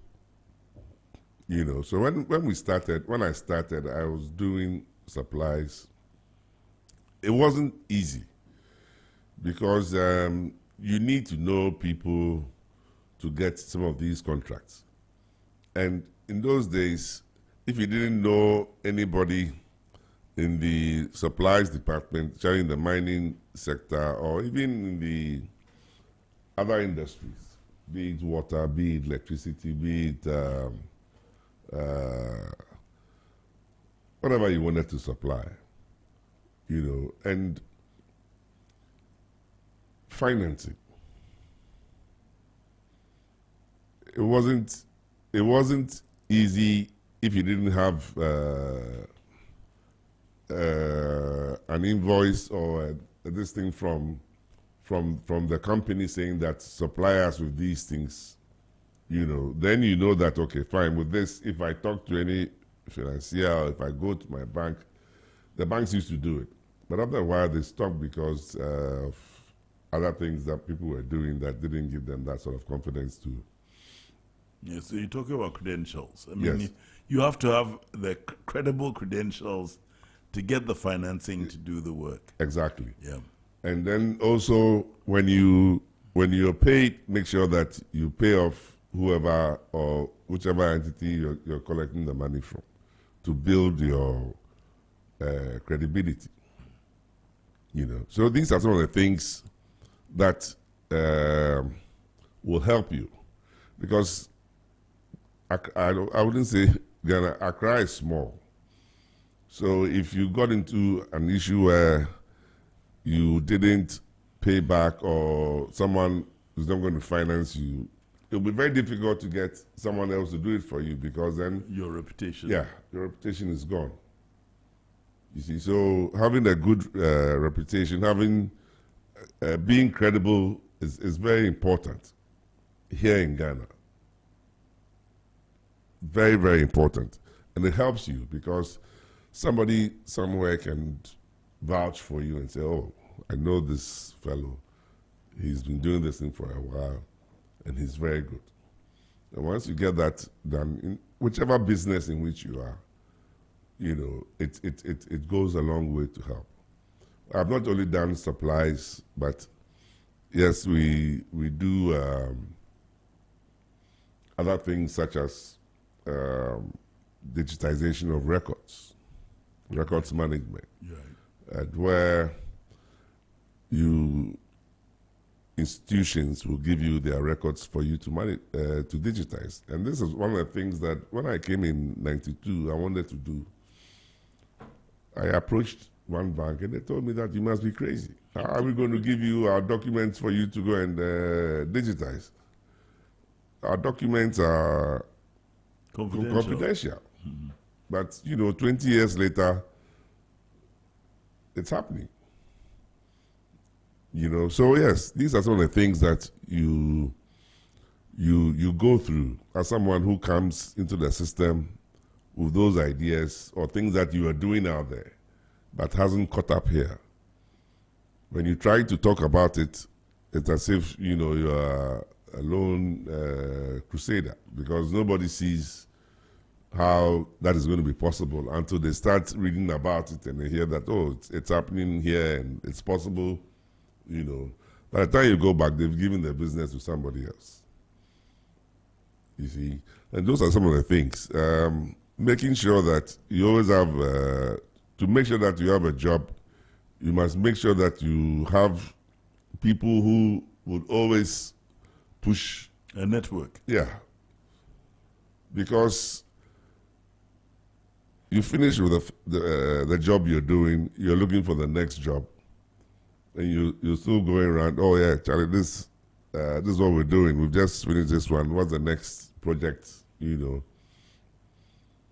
If, like I said, if you don't have someone who's on your side, it becomes a bit difficult. And that's the only thing that I find here that is, you know, pushes a lot of people back. Now you find a lot of people doing the same thing.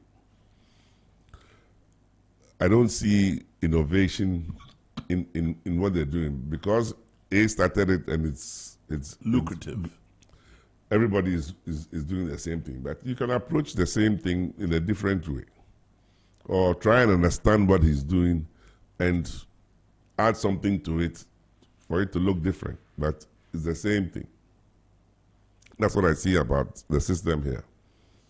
The people don't think through the things properly. You know, they just sort of copy. So you're saying that there's a lack of thoroughness in the way a lot of us do things in Ghana.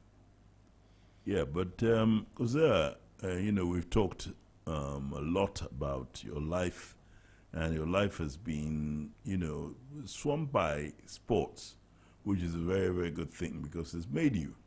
Now, what I want to ask you is that, you know, when I was growing up, and I grew up on a university campus too, I saw how impactful sports was.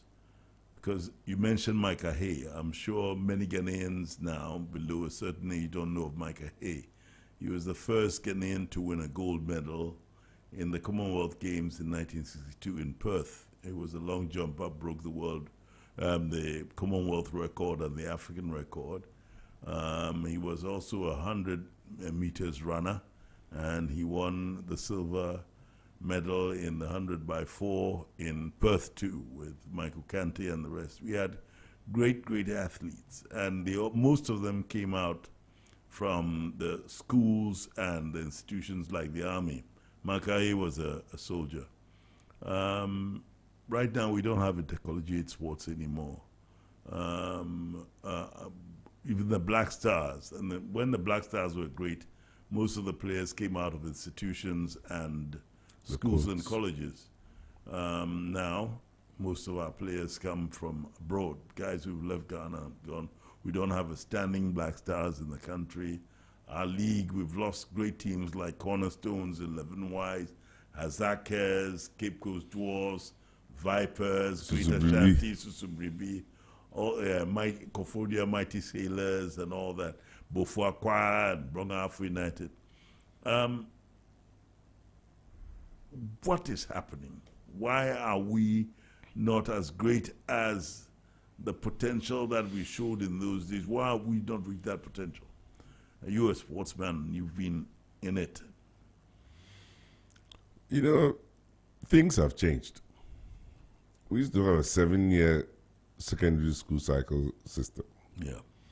where students were doing maximum 8 subjects. Yeah. But today, students are doing 12, 15, I understand, 15 subjects.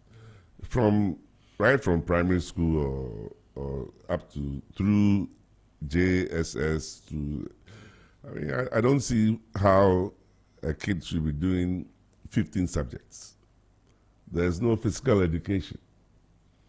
The areas where kids used to play or just think, people have built houses there.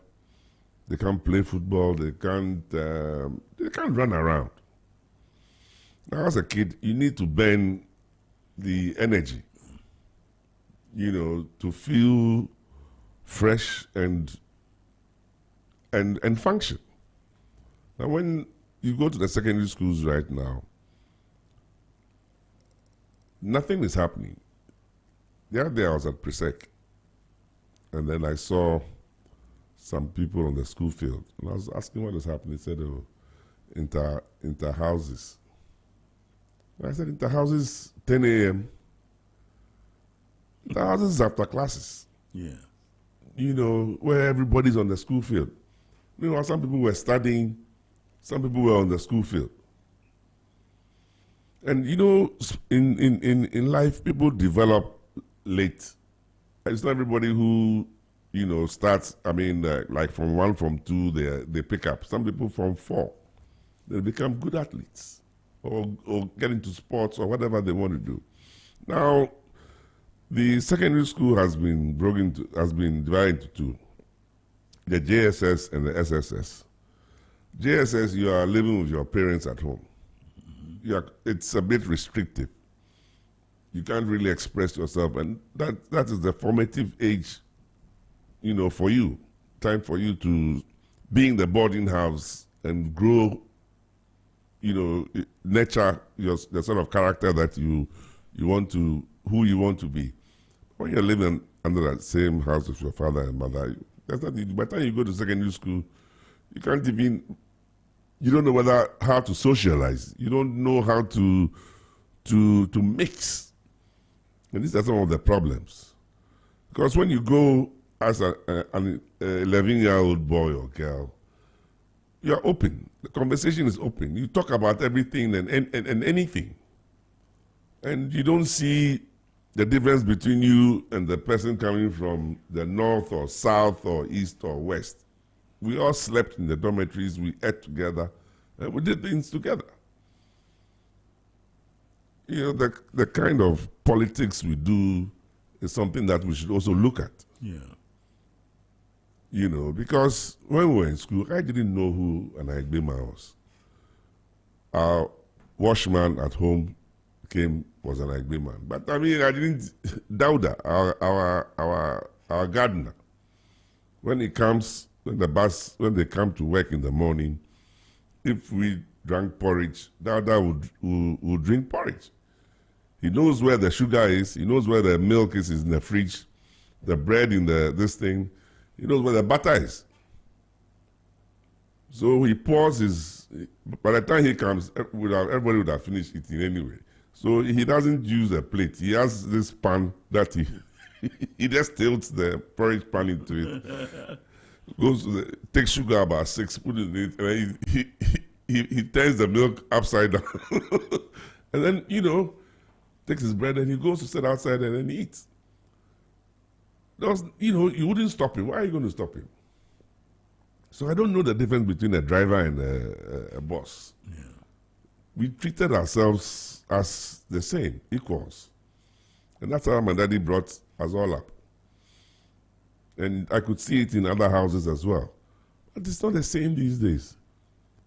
You go out of your driver and you are sitting there having fun, and then he is sitting in the heat. This thing. He's the first person that you take care of. Oh, have you eaten? No. Go and get something and come. You know, when you come, call me or something. You know, or if it's getting too late, you tell him, listen, you go. I'll drive home or something. You know, and that is how you do these people, and they will forever stay loyal to you. You see, so the things haven't happened the way they should. And if you look at most of the guys our age, they don't know the difference between, they treat people the way they're supposed to treat them. Because they're all coming from humble, listening homes. You know, and that is how things should be. That is how things should be. We've been talking to Kwesi Asiedu, businessman, sportsman par excellence, and he's been telling us about, he's been telling us his own story. The program on air is I Have a Story to Tell. The station is ZFM 101.9. I'm your host, Fritz BAFFOUR. My guest has been Kwesi. As I said, he's been telling us a lot of things, and his last sentence was that I think we've lost it a bit in terms of the fact of how we treat each other. And he did mention, but he didn't take it too far, about the division in the country. In Ghana right now, we're a little divided. We have political parties, and so if you belong to one political party, another person belongs to another political party, the twain never meet, and it shouldn't be so. The program is about people telling their stories and giving, mentoring people and giving them information about how we did things. Naturally, not always roses, but yes, stories have got to be told, and people have got to learn from the stories. I'm very, very, very, very happy to have had you on this program, Kwesi Asiedu, and thank you for your warm output on the program tonight. Thank you very much. And your last song, Daddy Lumba. So we end with Daddy Lumba, and this has been I Have a Story to Tell. My name is Fritz BAFFOUR. And let's make a date next week, same time, same station, ZFM 101.9. The program is I Have a Story to Tell. I'm your host, Fritz BAFFOUR. Good night. You're tuned in to Z 101.9 FM, your lifestyle, leisure, and business radio.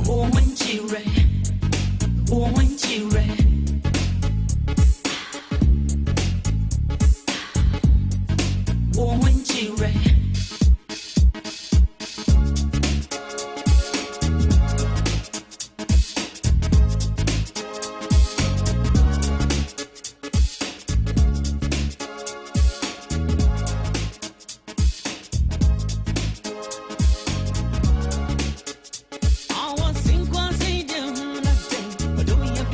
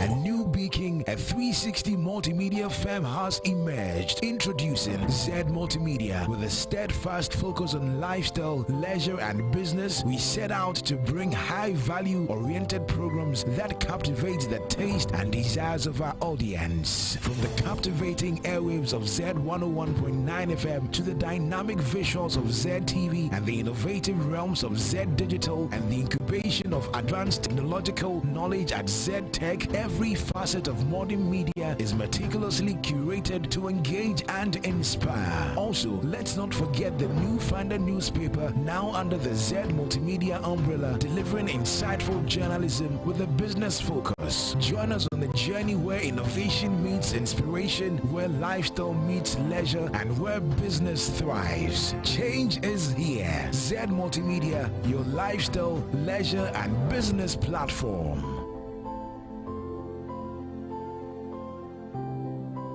You're tuned in to Z 101.9 FM. Your lifestyle. You're tuned in to Z 101.9 FM. Your lifestyle, leisure, and business radio.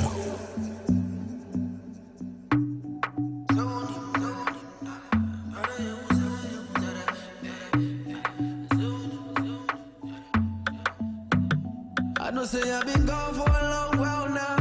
Where you they call, but I know the big. And so I found the sign himself, boy, and I want. And all I want to be your happiness. You know I gotta make this dough, gotta start this dough, baby. I cry me there, don't be easy, oh. And me cry me begging, oh, don't you want to, oh, don't me oh. Who himself, me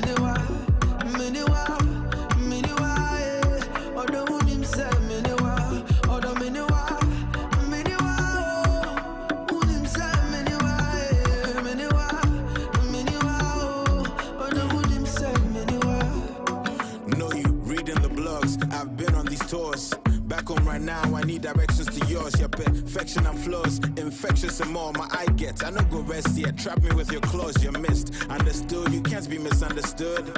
You're so clear, I'm your Frank Underwood. Your needs, I won't undermine, never put them under mine. Soon come, darling, I'll be on top, down the line. And I mean that shit, I ain't say just a rhyme. Don't say off you and say it's just a line. I cry we did, you know, say your boy for grind. No for stop the time, but running to stop signs. You the bell, and I know they pick up sometimes. Bye, baby girl, sick of you, I see the sunshine. So when it's overcast, make you know they overvex. I'll be back before long, send it in a text.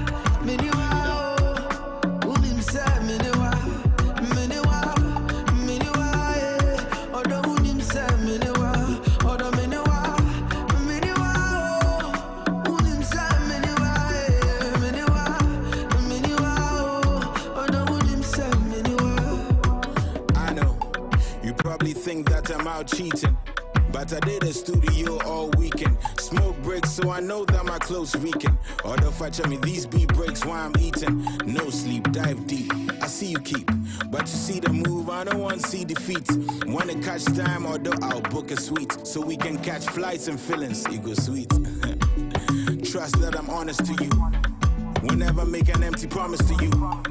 It's only right I pen sonnets for you. Every song I write, darling, is an honest to you.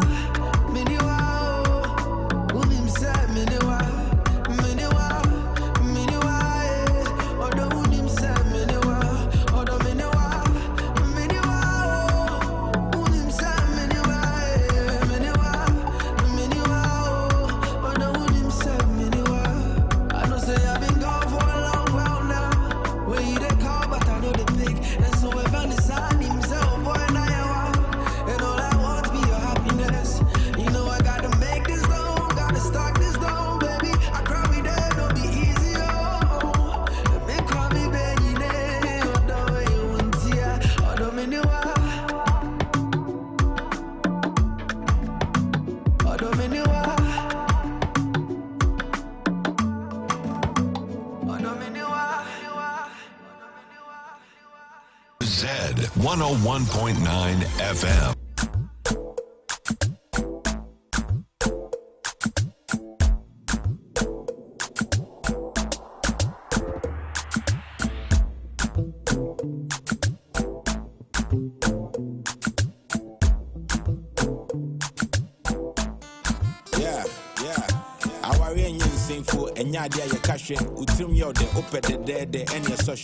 Bachelors and spinsters, questionmans and spintex. Looks like we all want someone with looks to impress. Oh, pretty, a pity, I know that beauty lies. She could be sweetie pie or ugly in disguise.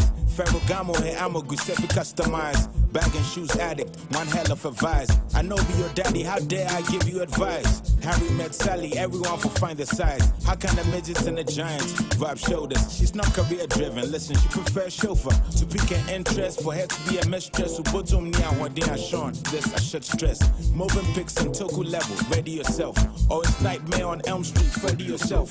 Either you find level or stay quiet. While boy just says sit down and so quiet. Find your level or stay quiet. While boy just says sit down and so quiet. You get money, I need your love. All I got me the paycheck. Make it. Sugar, yeah. Affection for favor, can you score? I know some guy whose charm is unemployed. It never works, but he has dough, and having dough has his perks. I know a stunning, cunning girl who can cook and twerk. Charlie, relax, no punchlines, it's just facts. Some they chill only in places where expats. Some go pay cash to never have their ex back. And when it's pitch black, you fit to find rich cats thirsty as a dog and feeling foggy. It's just facts. An uncomfortable truth is like a loose tooth. You're better with it out. Some go hear this and pout. I'm not judging. I'm more sinner than saint. But who ain't? I'm in a sisi munya dia on Wari Yakubu. We all want to get home, it's like we dey play Ludo. Houses are bought, but homes are built. Are women like one? If so, find me a MILF. Cause a shine-eyed girl is trouble to a man. An irresponsible guy, cancer for woman. Ghana we did, you for measure your pay. Put you and your city on the same page and you ain't pray. You get money, I need your love. All I got me the paycheck. Make it.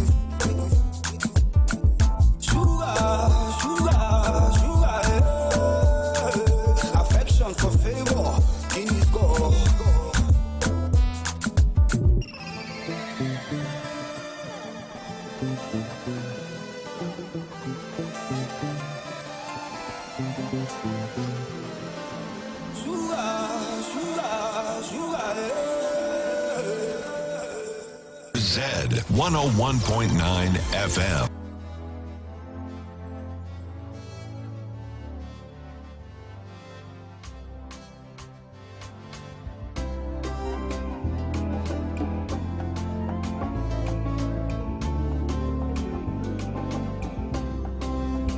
Hey, let's go.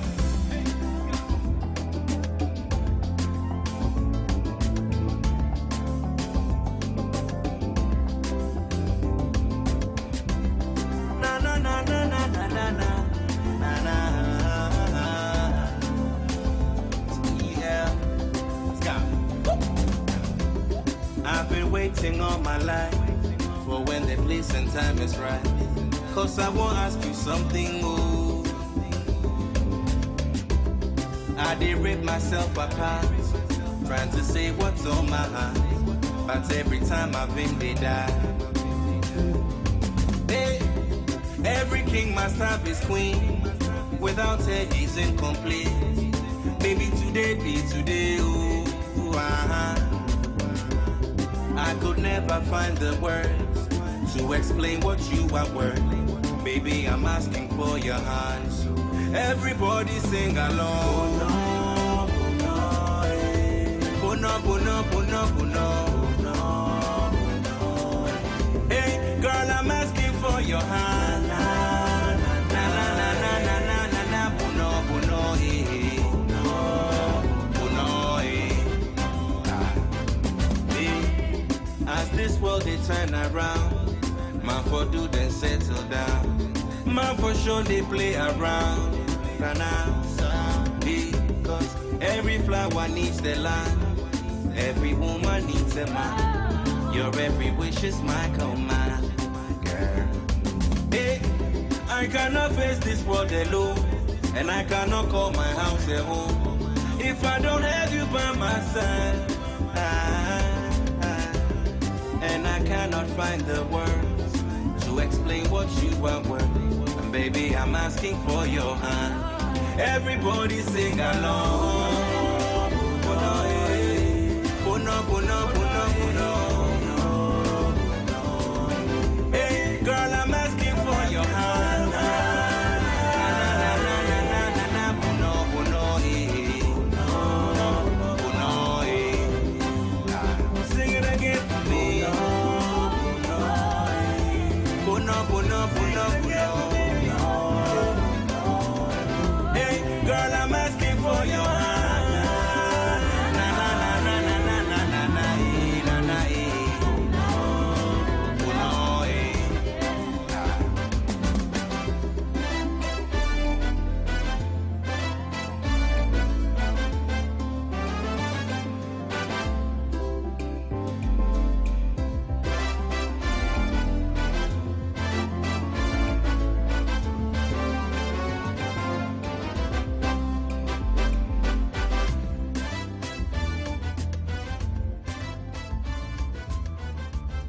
You're tuned in to 101.9 FM. Zed, your lifestyle, leisure, and business radio.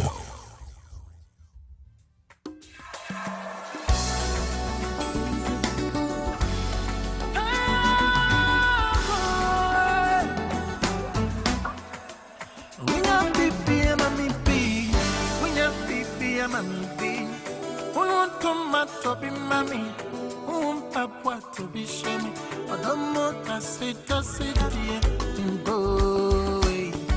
And mommy send me a monster, other what can sell the meal.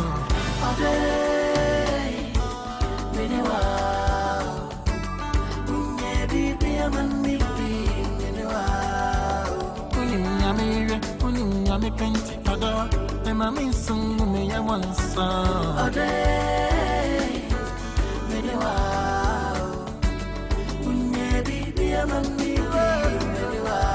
I'm feeling you, and I'm taking you, I'm kissing you, and I'm loving you.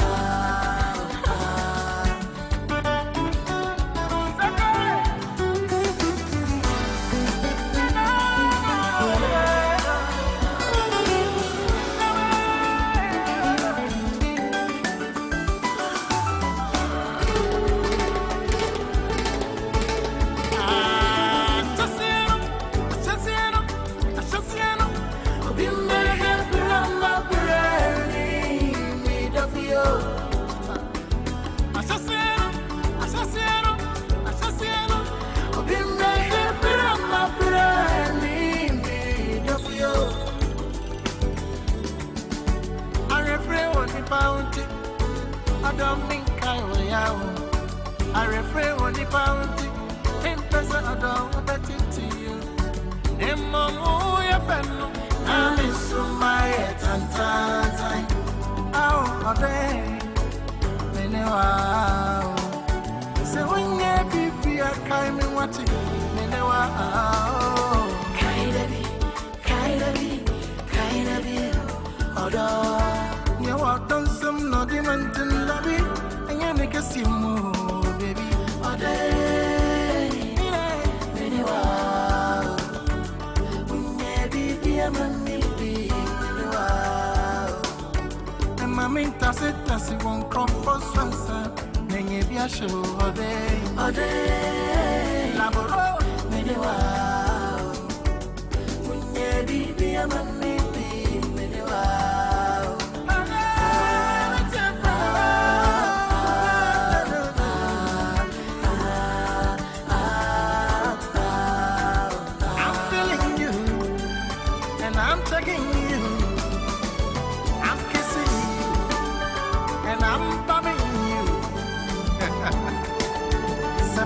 I shall see now. I don't need it. Some shame pity as you now. Me don't need it.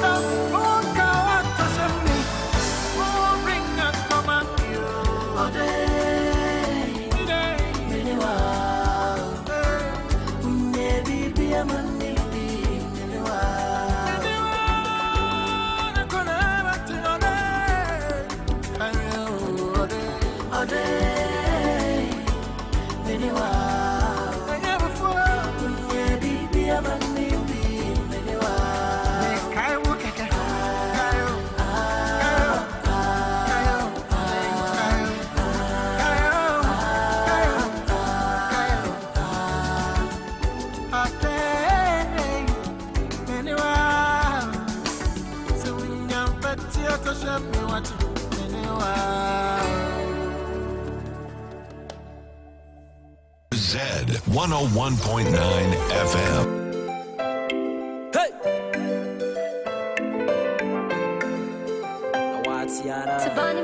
Success music, although me know the see so. And yen and me be shiano be able to me fool. 99 solo ku me know the tree so. My swan sana, I feel me share soon so. Me do for me show we ye no be a me chill. Me do da makoma sunti me metete. My boys in your say or mo fra wa chill. Although you come in a senior, I was restless. Oche mami anopa, kata me huana jofa, a who fetch your momeka, casada, now what that, the same wine. Why not you as I want party pa? A who fetch for Busia Brian Yasika, Busiana Jua to my uncle who's off for. And po, or die as some Pabuamugua Hodwa, who guarantee Kakrakan, so soon any bo. Sanya Shan Shamunina, yes, Kakoko. Hey!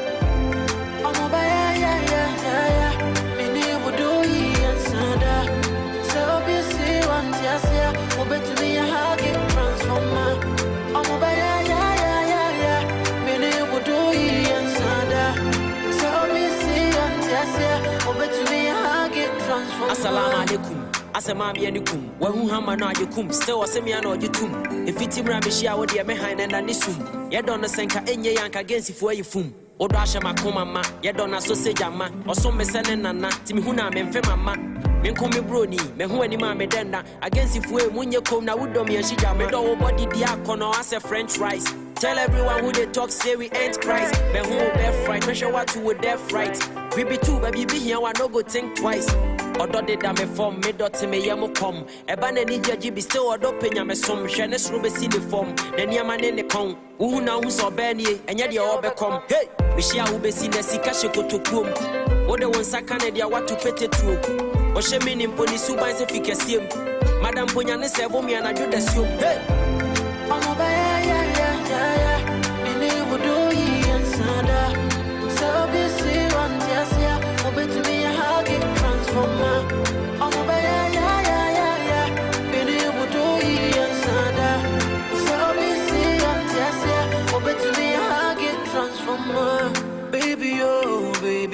oh oh. Yemumuni yaguya sumna ni padia sani ahoya oh oh. Hey. Lady oh oh.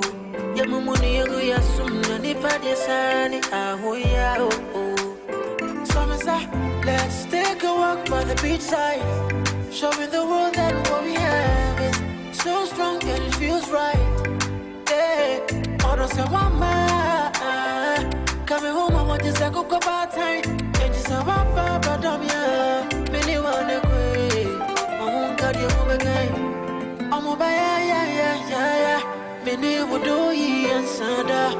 So obviously I'm just here. Oh, bet to me a hug it transformer.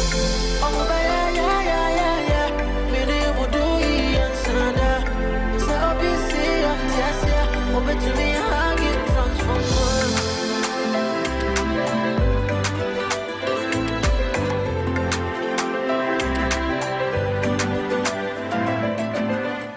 You're tuned in to Z 101.9 FM, your lifestyle, leisure, and business radio. Oh, nana. Scale it back. Scared. What else? Lily. With the porn ready. I got the book on. It's girl songs. Scared. Crazy, baby. Cause I give you my heart and my body. Whenever you need love, call me. I will give it to you 6 in the morning. I'll be your hobby. I will do anything for the body. So I love ya, that, oh, baby. My sweet potato.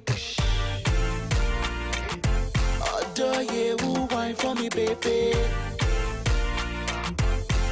Oh, him adore.